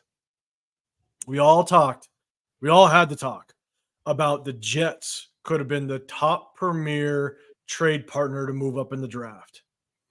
And here's the thing. I think at the end of the day, you could definitely put this on Josh McDaniels because I think Josh McDaniels ran that organization. Dave Ziegler didn't run it. I don't think he did because there was those talks that Dave Ziegler wanted to get up and get CJ Stroud, and Josh McDaniels cut that off. And so that was poorly handled with the previous regime. And then you got the situation now. If the rumors are true that there was rumblings that DA maybe wanted out well before we figured this out, fumbled. It is a massive fail. It is a massive fail that you did not get top dollar for Davante Adams, at least in the draft. Because if you would have swapped with the Jets, the Jets pick was what, 8? I think it was 8 or 9. I think it's 9. I don't want to say 9. I could be wrong on that. I mean, it was well before Michael Penix, right? It was well before, and you can whether or not Bo Nix you think he's good or not, but it was before 2 premier quarterbacks, right? And so here's my thing: is that you jump up, and if it's just a straight swap, now you got the opportunity to jump up even more if you wanted to. You could jump up again in the draft if you wanted to, because now you have a shorter distance to get to possibly, a 6 pick, a 5 pick, or what have you. But yeah, 100%. We find ourselves in a situation that you didn't make a move in the draft, and you didn't even make a move in the offseason. You could have made a move in the offseason prior to the draft. Yeah. To even get even more capital. Right. Draft capital move up in the draft. I mean, it was just, I agree. It was a fumble across the board. Now, I don't know how vocal Davante Adams was prior to the draft that he wanted to be traded, if at all. And so you don't know. You really don't know how what DA was relaying to, Tom Telesco, the higher ups. You just don't know. But you definitely fumbled it if you had any type of inclination that DA wanted out. Yeah. You know what I'm saying? Like that is, and that's hard. And at the end of the day, it lies on the shoulders of the GM at the end of the day. Not necessarily the head coach. It lies on the GM. I mean, you can say Mark Davis, but it's on the shoulders of the GM. And so, what's your guys' thoughts on that? Let me know if I'm wrong or what's your guys' thoughts? Yeah, personally, I've been that's kind of what I've been saying the whole time. To be honest, when people say, "Oh, we've known since last year," to me that just makes us look worse as an organization. Because if he told us at that point, in my mind, he did his part. If you don't want to be here with us, again, I'm not going to crucify you for not want to be here with us. Then let's go ahead and ship you off, and it'll be a win-win for both parties.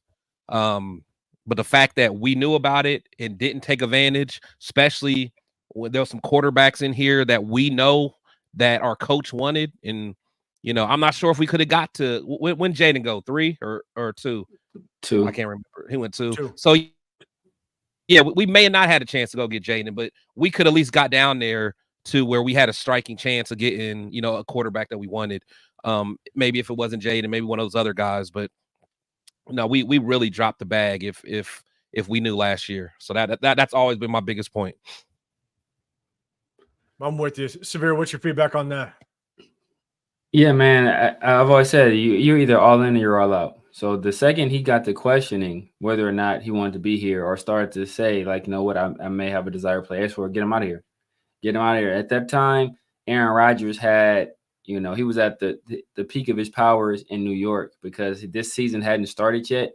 So they didn't know what he was going to be. He had missed that time with the Achilles and basically the entire season last year. So they in their mind, they're still getting MVP caliber Aaron Rodgers. They didn't know they was getting this, this facsimile of what Aaron Rodgers used to be. So he had a lot of pull in the organization. And if he wanted Davante, they would have done what needed to get done to get Davante. They end up picking, I want to say, they picked they picked Oliver Shano. So they picked 11. They picked 11 because he went after JJ McCarthy. The Vikings had the 10th pick. They picked JJ McCarthy. Oliver Shano went 11. So even then they were picking players to assist Aaron Rodgers in his time there. So I'm sure there could have been a trade consummated for Davante to the Jets, and that gives us not only the 13th pick, but then we have the 11th pick as well. That's the package that might entice a team to move up. Because then if you have the 11th pick, even if you can't get up to number 2, if you get in front of Atlanta and you can draft a guy like Michael Penix, who I'm sure they had their eye on, right? You can move up because then at that point you still have an opportunity in your mind to draft a quarterback. I'm sure everybody assumed that JJ McCarthy was going to go top 10, but then you still have a shot at Bo Nix if you're Atlanta and you want a young quarterback or a semi-young quarterback to develop and sit behind Kirk Cousins because you have your quarterback of the present.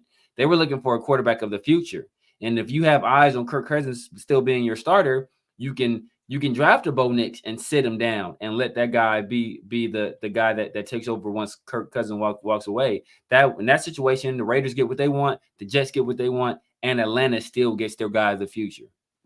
Yeah. Hey, but before we go, no, I'm going to say something. So there's someone in the chat right now. I don't know if you're still in the chat because the comment was a little bit ago. Jacob Bryan S. I'm just going to let you know right now. You can quit your shit. You know what I'm saying? You see me, you know how I am. I don't see you, but you can quit your shit. If you keep saying comments, if you keep throwing that down, then the least I could do is kick your ass out. That's it. You know what I'm saying? So just calm your shit. Don't bring that here. It's that simple.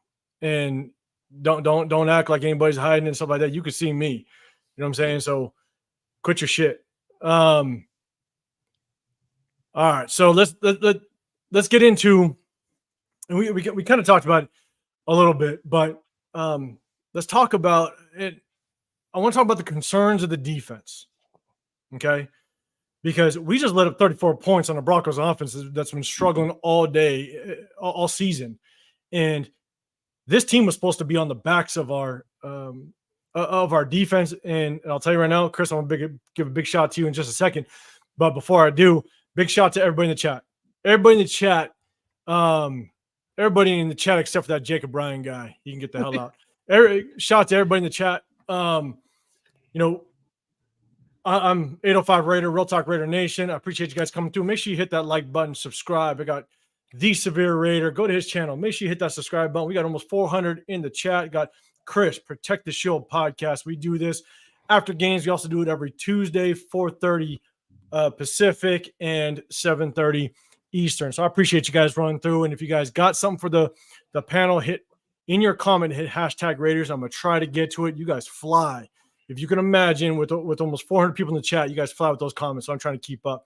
But let's talk about the defense real quick, because we had to rely on the defense, right? Gardner Minshew was not the answer. He was a Band-Aid. We were hoping that he can get us 21, maybe 24 points a game, but we want our defense to pull through. But we just let 34 points up on a Broncos offense that's been struggling. And Chris, you've been saying, hey, Jacorian Bennett's been showing up. That boy's been showing up and showing out. He's our best corner. I think he had a penalty this game, but that's on his own penalty. That lone penalty was on a back shoulder fade, which is one of the hardest routes to defend in football.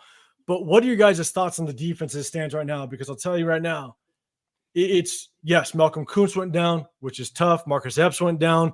We're definitely suffering through some injuries. Every team goes through injuries, but to give it 34 points on the Broncos offense, that's hard to swallow. So, Chris, I'll throw it to you. What's your thoughts on the defense as it stands right now? Yeah, it's we're pretty banged up, man. But I don't think that we're playing with the emotion, with the passion that I thought we were going to play with. We started off well, and honestly, I think our defense is just fully based off emotion anyway. When games start getting out of hand, I noticed that our defense starts giving up big plays and things like that. So, but yeah, we're not who we thought we were going to be. And again, I know Severe brought up, we don't have Kuntz and some of these other guys, but we're supposed to have that next man up mentality. I didn't see it, and like, I don't mind if we're getting out schemed or whatever, that's something that we can fix. But when, we're seeing guys just pushing our line off the ball, just kind of dominating us, stuff like that. I mean, their running backs were running hard. I mean, they was running us over. We were missing tackles. Boy, Tommy Eichenberg, I don't know what he was doing, man. He was just holding on for dear life half the time. But we have a ways to go, man. We have a ways to go. I feel like we have the players, but we got to get that. We got to get that morale back up. No, I'm with you. Severe, I'm gonna let you talk about the defense real quick, but I'm gonna bring this up. Black Cell Sports, I appreciate the super chat again. That's a good comment. Yeah, Sanders and Ward will be in the first 3 picks. Yeah, most likely, 100%. If we weren't willing to trade for a quarterback and head coach new since a kid, what makes y'all think we will now? Good point. I'm with you. Right, Tom Telesco doesn't have a history of movement up in the draft. Yeah, that one time. Exactly, for Melvin Gordon, right? I think he moved up for Melvin Gordon that one time, and that's the thing, is we don't have a GM that has history of moving up. You never want to say tank. We're only week 5, and so do we really see ourselves, picking in the top 5, in reach of possibly moving up? And that's what you're gonna have to be. You have to be a top 5 pick to get a Shedeur Sanders or even a Ward, or even who's that kid from Alabama, the Milrow kid? Everybody's kind of high on him, even though they got the ass, they got it handed by Vanderbilt. Yeah. But that's the hard part. is if we're willing to move up, or if we're not willing to move up, we better be in that at least top 5 to have a chance at a quarterback if we even feel ballsy of moving up in the top 5. So that's going to be tough. So Black Sales Sports Talk, I appreciate the super chat and I appreciate the comment because that's going to be a tough one. So yeah, Severe, let me know what's your thoughts on the defense as it stands right now. We're supposed to be riding the backs of the defense. Minshew was never the clear-cut answer to put up 40 points a game. What's your thoughts on the defense and how we stand right now? Yeah, well, to address that previous comment, we may not even have to trade up to be in the top 3. We may just get there. We might just be there. We might just get there. So, Right. but in terms of defense, I know Chris talked about having a next up mentality. But when you lose Malcolm Kuntz and the next man up is Tyree Wilson, I mean, that's a tough sell to have the next man up, right? And you got Caleb Chason and Charles Snowden outplaying your former top 10 pick, man. So it's difficult, right? You lose your best communicator on the back in the secondary in Marcus Epps. And while Palomao is a better player, he's a more talented player. And I think he's going to develop. I think he'll be developed into a pretty good player. I think just that leadership and what Marcus Epps provided on the back end in terms of communication, I think that was missed. We saw that early on, on the play where we had him and Bennett, right? Where Bennett thought he had safety help, and then Palomao thought he was playing deep middle, and if not for Troy Franklin dropping the pass, then that's another touchdown. So it's losses at some very key spots. I think if we have Max Crosby is basically the only guy generating real pressure on the play-to-play basis. I think he's leading us in sacks. I think Christian Wilkins, I think he only has 2 on the year. Butler's 2 sacks on a rough ankle. Yeah, exactly. So but Butler's playing well too. But I don't think we have another guy on the edge that's really doing a lot. So I think that hurts us. I know I talk about Devon Diablo all the time. While he played disastrously that week 1 game, I think week 2 he played very well. He's one of our better cover linebackers, and I think just his athleticism and his length out there, I think that's a disruptive force. We saw what this defense looks like in pass coverage when we have Luke Masterson out there. We see what it looks like when we have Tom Eichenberg out there, right? It's not the same defense. So he's a starter for a reason. AP talked him up in the offseason for a reason. Marvin Lewis talked him up in the offseason for a reason. These aren't guys that don't know linebacker play. These aren't guys that don't know what good defenders look like. They both sung his praises. So I know we have a fan base that they have. It's the Halo Horns effect. Once they see a guy not play good one time, then for the rest of the eternity, that guy is just no good no matter what he does. And the same thing with Spillane. Spillane, it's the opposite effect, right? Spillane played like trash against the Ravens. He played like trash against Carolina. Nobody wanted to criticize him, but he played bad in those games. Now he recovered these last 2 games and played very well, but you have to call it like you see it. A lot of people aren't willing to call it like they see it. So there are some holes on this defense, man. I'm glad we got JB. JB has been our best corner. It's not even really close, to be honest with you. Jack has had some struggles. I think Jack is out there trying to prove that he's better than what people think he is, and in doing so, I think he's proven them more right than anything. Yeah, and hey, real quick, Silverback OG, appreciate you with the super chat as well. Been watching Raiders since '97. Been lucky to watch them play a Super Bowl and a few playoff games. But why can't we have a stable franchise? What the fuck? Yeah. That kind of speaks for itself. I mean, with so many just bad decisions, and whether you agree or not, right? I mean, you look at what happened with Jack Del Rio coming in. Yeah, he lost the locker room. I truly believe he lost the locker room. I think we were on live, and I talked about it where, one of my good friends played next to Donald Penn at Utah, and so they were good friends. We got to know him, and it was the moment when Marshawn Lynch ran on the field and protected Marcus Peters, his cousin. When Marcus Peters hit the car, that's when he kind of lost the locker room. And that's when Del Rio did. That's when kind of question marks kind of came up because there was no repercussions. There was no consequences to Marshawn Lynch run out there when he was on the sideline and got kicked out the game. And so that was kind of the starting point. And so then you got that, and then you got, we make the playoffs with Rich Bisaccia, and whether you agree or not, you let him walk. What Rich Bisaccia did with that squad was amazing to make the playoffs in that mess. Yeah. But you can agree or not. Sustainable though. But I agree. I would. Do you agree or not? But then you move on to Josh McDaniels, and you see how that plays out. It's like it's been nothing but a reoccurring disaster. And so, look, I understand we are where we are. It's tough, and you hope that we can work our way out of it. But some organizations, they stay bad for a reason, and that's it. We sit back as fans, and this is what's really tough, right? We sit back as fans, and we sit there and go, Gardner Minshew isn't the guy. And what happens? Ends up not being the guy. Or I'm saying, why didn't we draft an offensive tackle in the first round? We go with Brock Bowers, and we kind of find ourselves in this situation.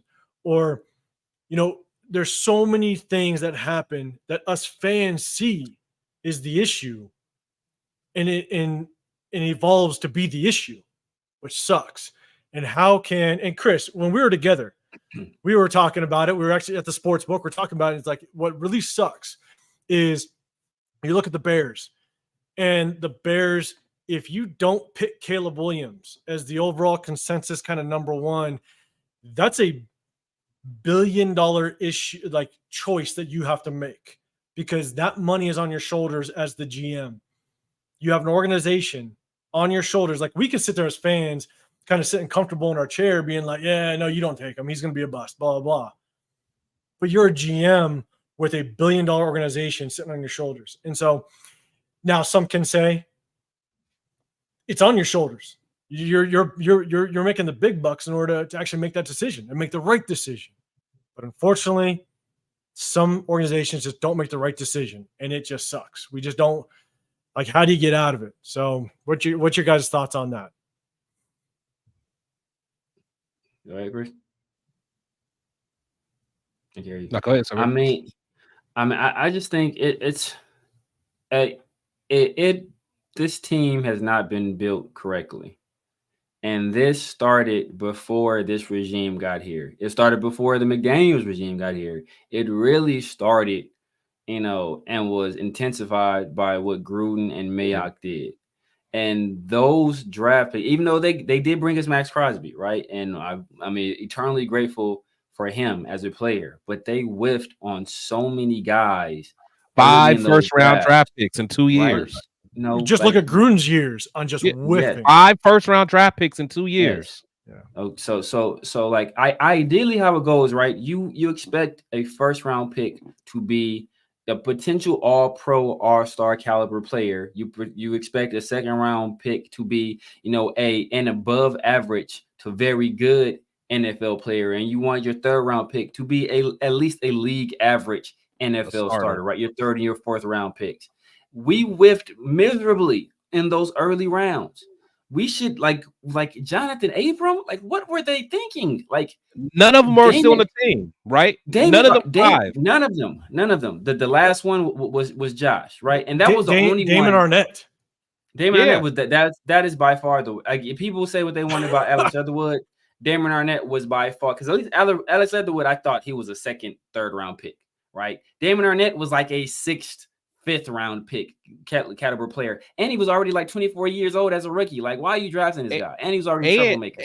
And the crazy thing about him is they literally did no research on him, because if you do any research about his character in Ohio State, he gave up. He quit on his team. The coaches had to beg him to come back to play. I think Chris Carter like talked him back into playing. Yeah, it was. So why draft a guy like that? Especially when their mantra at that point was like, we want guys that are all about ball. Love ball, yeah. I want guys that love ball. That was their thing. Did you draft this delinquent? Like, come on, man. Like, it made no sense. So I think like we've just been on a bad track for a long time. But know what you can do to cover up all that stench.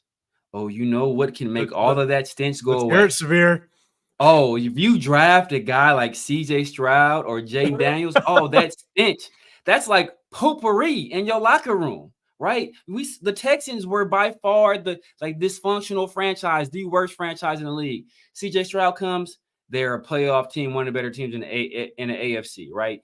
The Washington Commanders were the worst run franchise in all of football. Terrible run franchise, like horrible, like a cesspool of not only bad decisions organizationally on the business side and on the player personnel side. Jay Daniel comes there.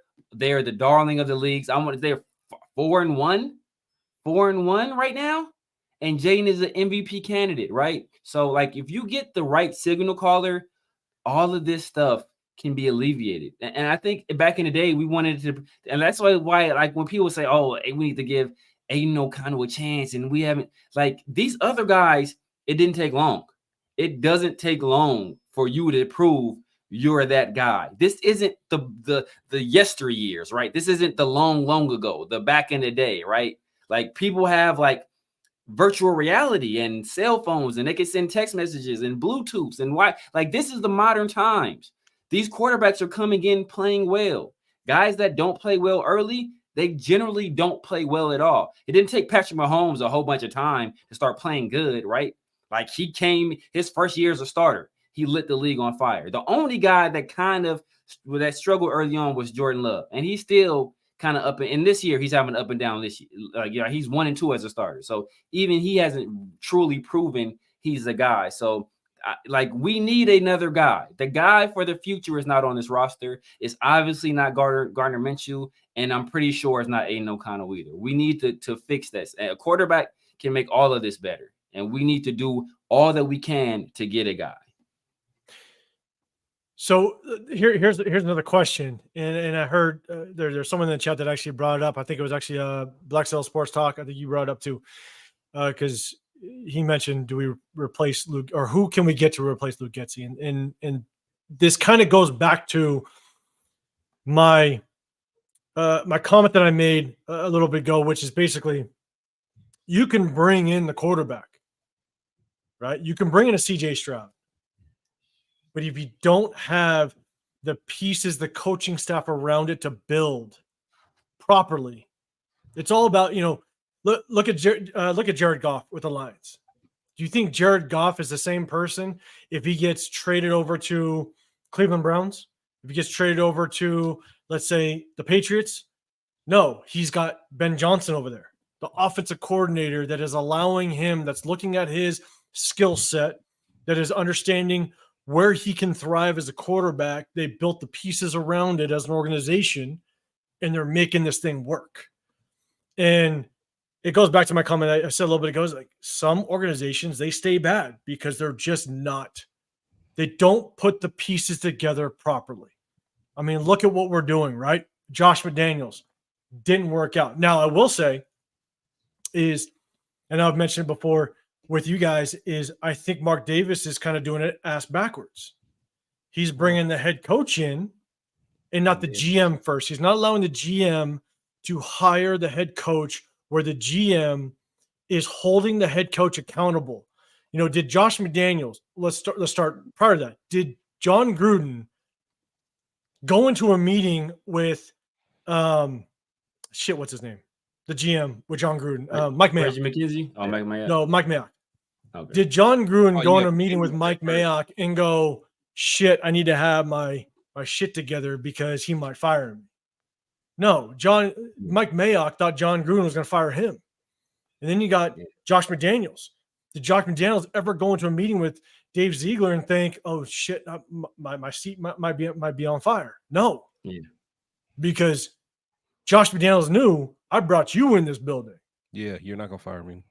You know what I'm saying? And he's kind of done it ass backwards here a little bit to where AP. Now, I think Tom Telesco has more pull than AP at this point, but that's where I think it's gone completely wrong from the start, is that we're kind of ass backwards in this process.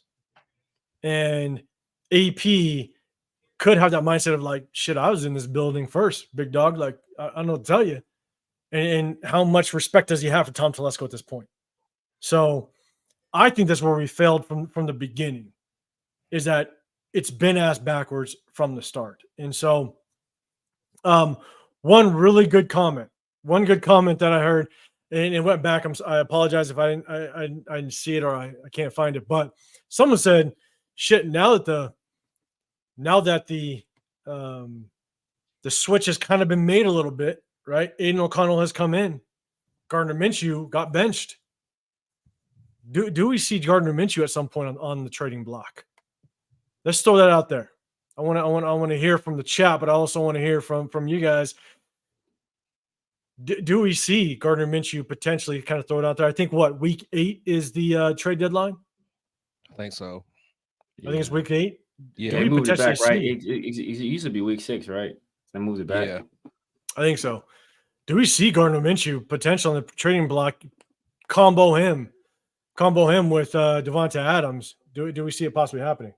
I think you could because, I mean, I think that, I mean, regardless of what we think about Gardner, I think around the league he's still respected.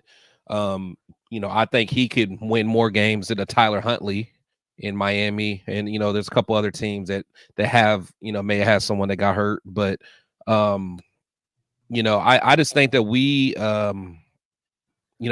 just need to look at all options at this point. I mean, if someone's interested in AOC, I mean, since people think he has upside, I don't know how the NFL feels about AOC. Maybe put him on the trade block. At this point, and I hate it again. I'm never the one that wants to give up on anything, but we got to figure out what's going to happen for the future at the end of the day. Just like Severe said, we got set back during the Gruden years.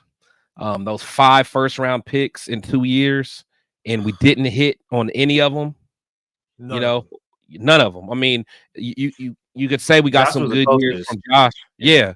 But I mean, the fact that we weren't competent enough to keep him around, it's unbelievable, man. Like, if someone like the Steelers, and I know everyone always talks about me always bigging up the Steelers, but like if someone like the Steelers were in that situation, who had 5 first-round picks in 2 years, like they would have used those 2 years to flip their team completely upside down, to be a terrible team into a playoff and maybe even a Super Bowl contending team. Until we fix the issues from the top up.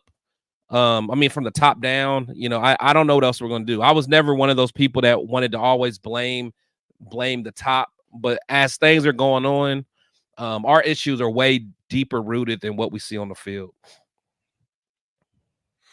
Yeah, no, it's deep. It's deep. And Raider Smoke, I appreciate you rolling through with the $1.99 denomination stays this year. Need Ben Johnson and a quarterback. So chat, let us know.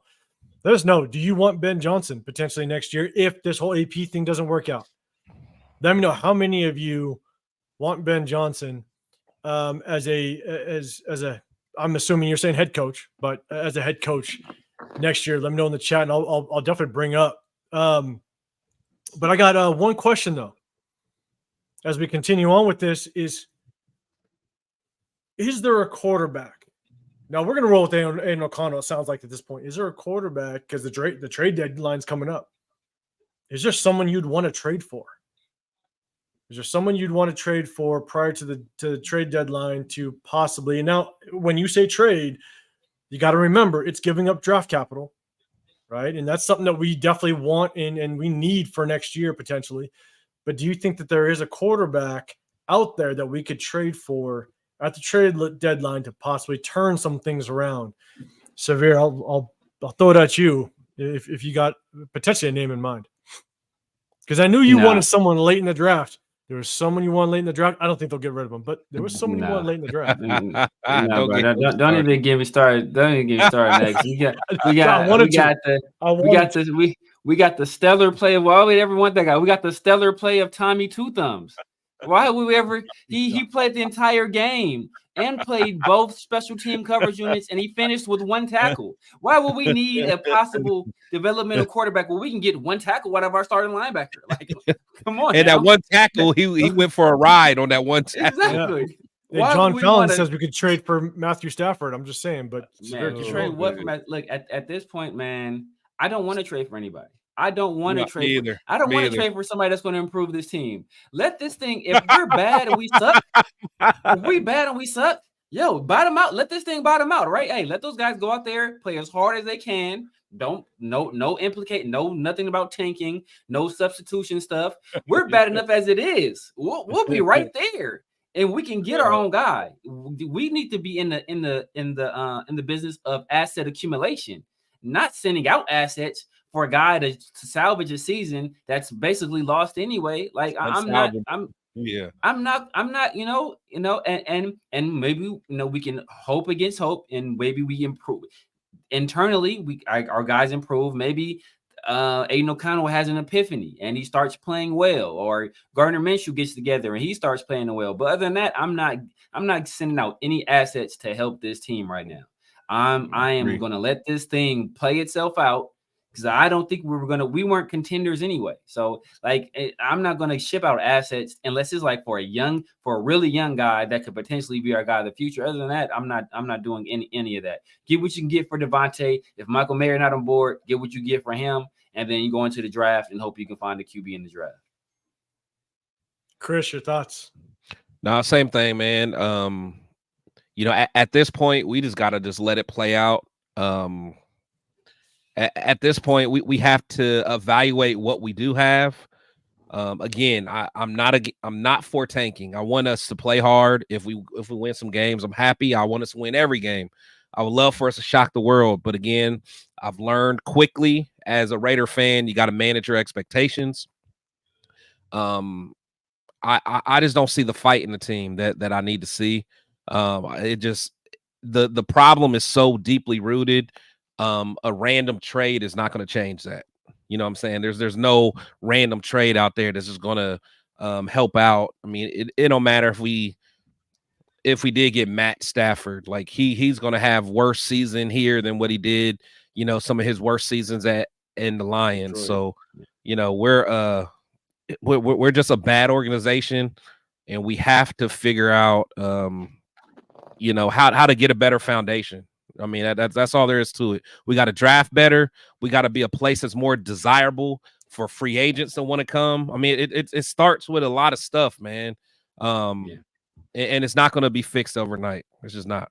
Yeah, I'm going to say something on that real quick. And Silverback OG, I appreciate you, man, with the super chat. Just saying, appreciate you, man. Thanks for the shout out 100%. Appreciate that. And there's a comment up top that I just had up. John Leone, he said hell no to Ben Johnson. I don't know how you could say hell no to Ben Johnson. You know what I'm saying? You could have an argument, but that's crazy. I don't know if I could say hell no to Ben Johnson. Yeah, I'm not saying it. Hell no. But here's my thing, and that was my biggest. And I don't mean to kind of go into another topic, but that was my biggest issue with Oakland. Right? Oakland, there was never a high profile free agent, given the fact that we were not very good when we were in Oakland, for a lot of years. Yes, we had the 2016 season with Carr and all that stuff, but prior to that, we were not very good. There was never you guys have been to an Oakland game. I went to an Oakland game twice a year since the age of 18, right? I would go to at least 1 to 2 Oakland games every single year. I took the BART going in. I went over the bridge, the whole nine. There's never a free agent, a high profile free agent that you could say wants to look at Oakland and go, shit, this is home. That's where I want to be. You know what I'm saying? Like, and so I understood the move to Vegas. Okay. So I understood it. Right. And that's the hard part, is now we are in a desirable place. Yeah. Now you have no state income tax. So you instantly get 20, 30% more on your salary right out the box. Right. Yeah. And you're in Sin City. I get it. Vegas is your lifestyle or not. It doesn't matter, but you're in a spot where you're going to have the publicity. You're going to have the limelight. If you're a stud player, it's going to be about you. It's a massive market, and so I understood the move, But now we're in a spot and we continue to make the same mistakes over and over and over again, which is frustrating as all hell. And so there's been some people in the chat, they're basically saying Trey Lance. I'm not a big fan of Trey Lance, small school kid. Just I'm not big on Trey Lance, especially trying to trade away and giving some draft capital for Trey Lance. That ain't happening for me. But Severe, I threw it to you, Chris. Any thoughts on a potential trade quarterback that we could bring in to help this team at all? No, man. I'm not bringing in Trey Lance. It's not at this point. It's too late in the season, man. Too late in the season. I'm not why would the Rams give up Matthew Stafford? It doesn't make any sense. Why would people? I heard people when we were talking about trading Devontae saying Michael Penix. Why would Atlanta do that? The Saints aren't giving up Spencer Rattler. A lot of people that cover the Saints, thought at some point during the season Spencer Rattler would surpass Derek Carr as the starter, which is why I said pre-draft that was a guy we should target. He was a guy at one time that was considered the top overall pick in that particular class. So when he was still at OU, before he got overtaken by a guy that ended up being the top overall pick in that class. Is that a coincidence, right? So there's not a guy out there we can get. Trey Lance, I don't do it. He's a guy, small school guy. I know a lot of people like to bring up, Josh Allen from Wyoming or Ben Roethlisberger. But generally, those small school guy quarterbacks, not a lot of them have a lot of success in the league, recently. So I'm not going after him, especially since he not even small school guy, a guy that don't get a lot of starts, right? You can, if you're at a small school, but you have a lot of starts on your belt, a lot of experience, that's can work different in the league. Yeah, but Trey Lance, he had that one full season. Then he had the COVID year where you think he had like an exhibition game or something like that. He is still young. He's still only 24 years old. So you think as long as he's been in the league, he's still a full 2 years younger than Aiden O'Connell. But he hasn't proven he's a competent quarterback. So if it's a guy you want to sit down and just sit him on the bench and hopefully you can develop him later. But that's not a guy that's going to come in and change our fortunes or anything like that. I'm with you. And shots are Raider Smoke, man. You come with the Don 99 chat. I appreciate you, man. 100%. Shadir, you are a Raider. Now, there was that whole social media thing blowing up that Mark Davis was exchanging some words with Shedeur Sanders. I didn't dive deep into it because honestly, I don't really follow too much on the craziness of social media, but he was basically saying you might already be home when he exchanged some words with Shedeur Sanders. What's your guys' thoughts in chat? Let us know. What do you give me a give me a hashtag Colorado if you want Shedeur Sanders in the chat. Give me a hashtag Colorado if you want Shedeur Sanders. But what's your guys' thoughts on Shedeur Sanders? Chris, I'll throw it your way first. To be honest, I like his game. I don't think we're built for him. We already are dysfunctional enough. I think Shedeur needs to go somewhere that has a stable foundation, a stable organization. It just wouldn't work for us. It just wouldn't. Again, I love his talent, but all the other stuff that's going to come with it, whether it's good or bad, I'm all for, a father, looking out for his son and making sure, he's in the best situation. But for the Raiders, we're just not there yet.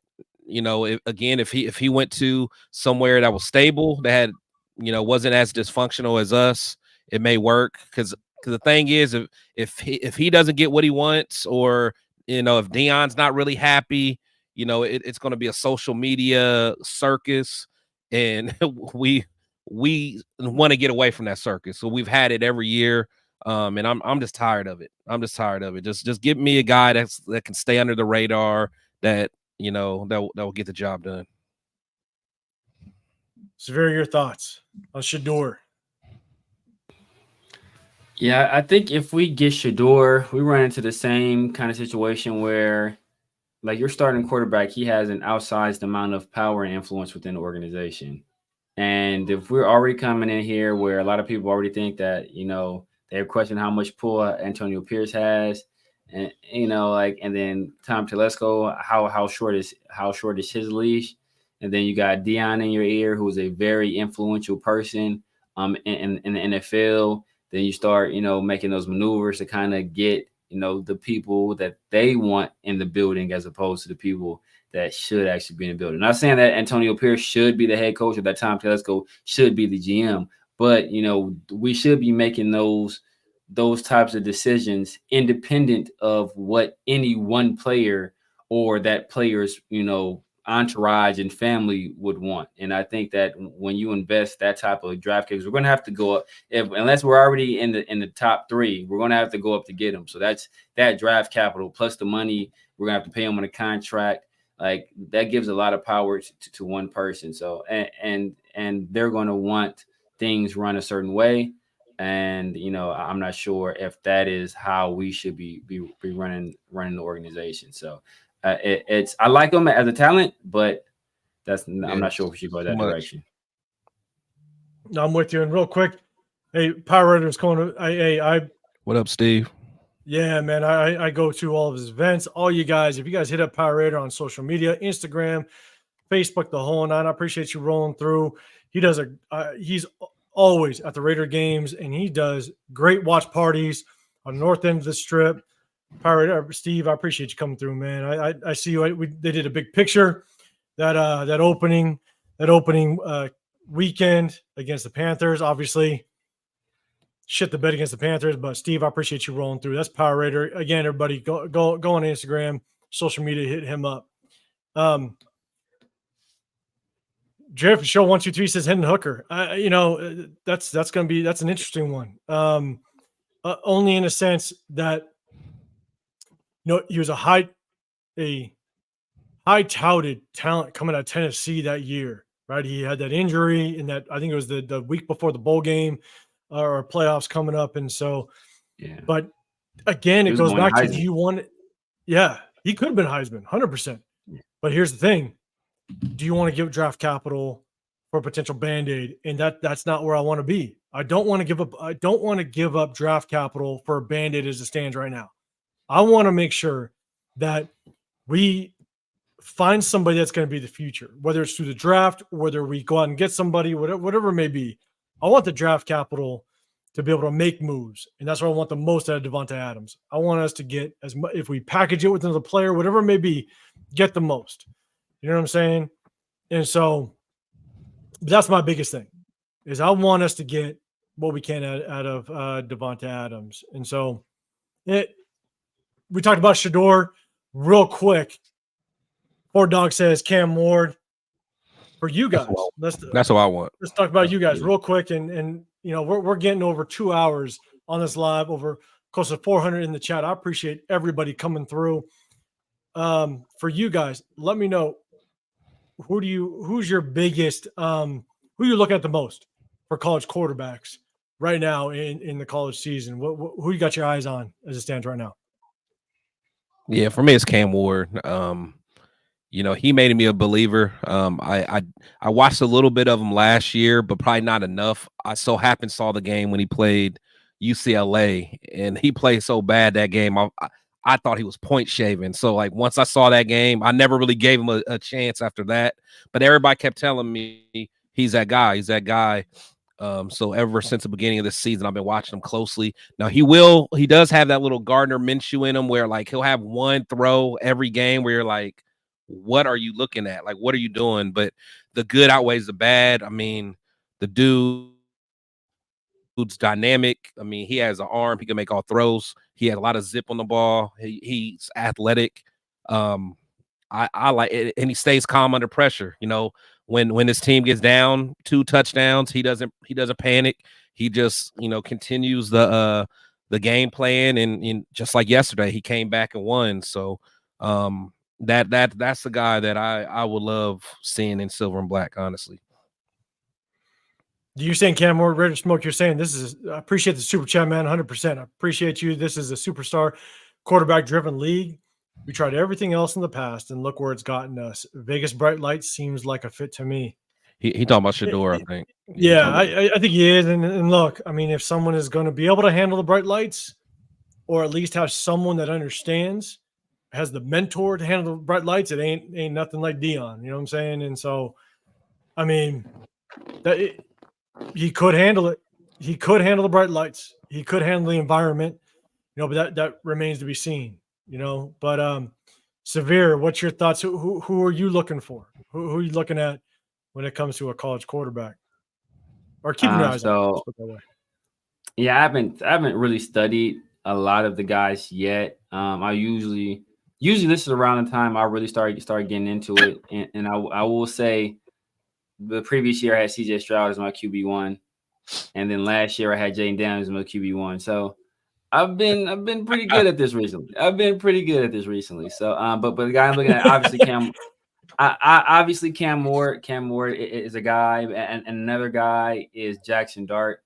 He plays for Lane Kiffin right now, so I don't know. Lane Kiffin might have some built-in animosity toward the Raider organization. Let's go, Kiffin. But Jackson Dart is the guy, man. He has size, has arm talent. Yeah, he be throwing that ball. And he's Dixon Sider agrees. He's putting up crazy production too. So he's off to like a crazy start. So, and Drew Aller is another guy people like. I haven't really watched a lot of him. I know Quinn Ewers is another guy a lot of people like. I haven't really watched a lot of them, but I've seen some Jackson Dart, and I've seen Cam Moore since he was up at Wazoo. So those are two guys I'm pretty familiar with, and I'd be happy with either one of those guys. Yeah, and Chris, when we were together, I basically told you I really don't start watching college football in the intent to see who I want until about halfway through the season, because all those beginning games, you got a bunch of preseason games for these top tier college quarterbacks, and then you got those battles a little bit. I mean, look at what happened to Alabama. And so I kind of wait till about halfway through the season to kind of digest how quarterbacks are doing. And so, but look, Cam Ward, the one thing you can't deny about Cam Ward, I mean, he's cool, calm, and collected. I mean, he looks like he can kind of handle the pressure up there in Miami. And you go to Miami, like there's pressure. I don't care how good Miami is or not. There's pressure in Miami, and so Cam Ward. And you also want to talk about like who's going against the better competition. SEC quarterbacks always going against good competition, whether it be Carson Beck or that Milroe kid. And even though Alabama got knocked off a little bit by Vanderbilt, they still put up points. And so it's more about Alabama's defense giving up that loss, and so but Vandy got that weird offense, man, that Alabama didn't know what to do with it. Yeah. And that's the thing, right? Is and a lot of people, this is the hard part. You come off against a hard-fought Georgia game, and then you're going an away game against Vandy. I understand it's Vandy, but you overlook them. Amount of you overlook them. The amount of motion, the amount of just exhaustion that you have battling a Georgia team, and you go and play. You see a lot in the NFL because you're going against professionals, right? So that's a real thing to take a look at, especially if you do some sports betting. I do quite a bit of sports betting, and so those are the type of things that you want to look at. Is when you go against a high caliber team and you're a grueling game, that ends up being tough. And so, but yeah, basically, to end this, man, we've been in it for over 2 hours. I appreciate everybody in the chat. Salute to everybody. Salute to everybody, 100%. Again, Power Raider Steve, I appreciate you coming through. Just make sure everybody in the chat, go check him out on social media, Instagram, all those 9, man. He is one that is always at the Raider games and always doing good things for the Raider organization. So 100% go to him and check him out on social media. But it's an embarrassing loss. It's a game we should have won. The Broncos come in and they break that 8-game winning streak. Should have been 9, and they break it on us with a pathetic offense that, in true Raider fashion, we allowed that offense to all of a sudden wake up a little bit. And we should have leaned on the back of our defense, but our defense wasn't there, and it was just embarrassing. And so, there's going to be a lot of things to talk about as the week goes on. We're going to talk about Devontae Adams and the trade talks. We're going to talk about Michael Mayer and why he hasn't been around for the last couple of weeks. Yes, it's personal reasons, but personal reasons don't typically last this long. No. So we'll definitely talk about that. And so we jumped on here. We want to hit you guys with our instant reaction to the loss, 34-18, embarrassing loss. Aiden O'Connell has jumped in, and now he is potentially going to be the starting quarterback moving on. And so we'll see how it plays out. But we hit you guys on Sunday night. We hit you guys on Tuesday evenings as well. But before we get out of here, Chris, any last thoughts? Any last thoughts to leave this chat with? So actually, I do want to address one thing, man, because whenever I talk about Devontae, people always say Devontae does not have a no trade clause in his contract. And I know that. So, but what I'm saying is for Devontae to go anywhere, he's going to have to restructure his contract because no team is going to take on the current contract. So when I say that he's going to choose who he wants to play for, he's going to give his list of the teams that he's willing to restructure for. So as much as people want, they're not going to be able to just ship him off to the Browns or ship him off to the Panthers. I'm trying to think of bad teams, but those teams are probably not even as bad as us. But so no matter who it is, he's going to have to sign off on that, and he's going to have to be willing to do that. So I understand it's not a no trade clause, but he's going to have to play ball for it to work out. Because if not, teams aren't going to mess with it because they're not going to want to just have a rental. They're going to want to have him restructure, hopefully get him for a couple more years. And if he doesn't agree to that, then they're going to back off. So that's what I mean on that. I'm with you, man. Only team that works with is the Jets. I mean, that's where he wants to go because the Jets, they're in the win now. Yeah, exactly. Aaron Rodgers not about to be around for more than another year or so. So, that's the obvious destination. Yeah, I agree. Checking out Gets You, Mike. My bad. If I miss your question, that's on me. My fault. There's so many questions that come through. So if I missed, I apologize. But let's do this, right? And what's in bourbon whiskey? If any game day, it's whiskey. It's now, man. Steve, you know how I do with what's in whiskey. We took a bus. We took a bus over to that summer kickoff, and man, it tore me up. Let's put it that way. There's a backstory to that, but that bus tore me up. And the guy, what was the guy's name? Gypsy Mike. If just leave your question in the comment section. If we didn't get to it, and one of us, I found it. So he said you wouldn't give up Minshew in a 4th round for Baggett. The guy from the Tyson Bagent, who put up more yards than the top 4 quarterbacks drafted last year combined. I don't see why the Bears would necessarily do that for a more expensive backup guy and Gardner Minshew. Like I don't see what they win in that deal. Like maybe they're 4th, but is that 4th really worth giving up a young guy who had some mixed success last year? Like I don't see why they would do it, to be honest with you. Like he's younger, cheaper.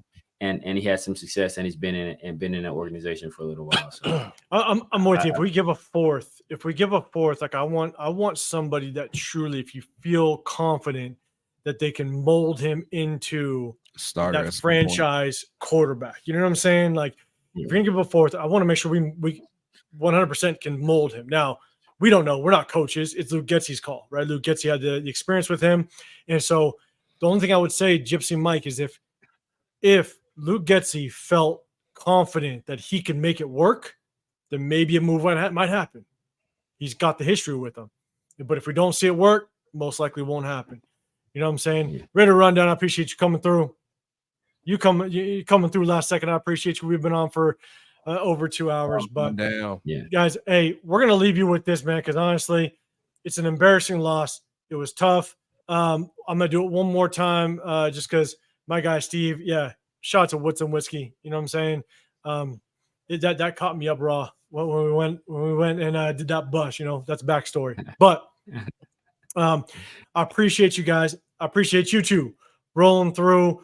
Chris, Protect the Show podcast, and the Severe Raider. Make sure you guys go. I'm 805 Raider, Real Talk Raider Nation. If you guys can go to all the channels, hit that like button, subscribe.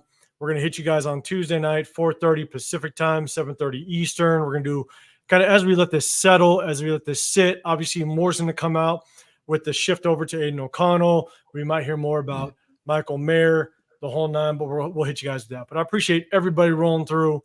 You know, at one point, almost 400 in the building.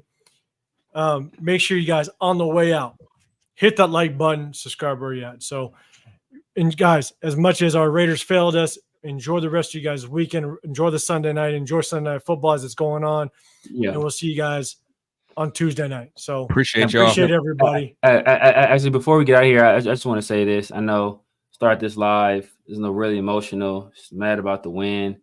Got a little upset, and I said some things, and it's from the bottom of my heart. If I offended anybody, I couldn't give less of a fuck. Okay, so, man, the fuck up, baby.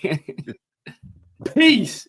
We love that thick skin. All right, guys. I appreciate man. it. We're going to leave on that. We're going to leave on that. Check back in with us Tuesday night, 4:30 Pacific, 7:30 Eastern. We're going to be out. Enjoy your weekend. We'll see you guys on the next one. We out.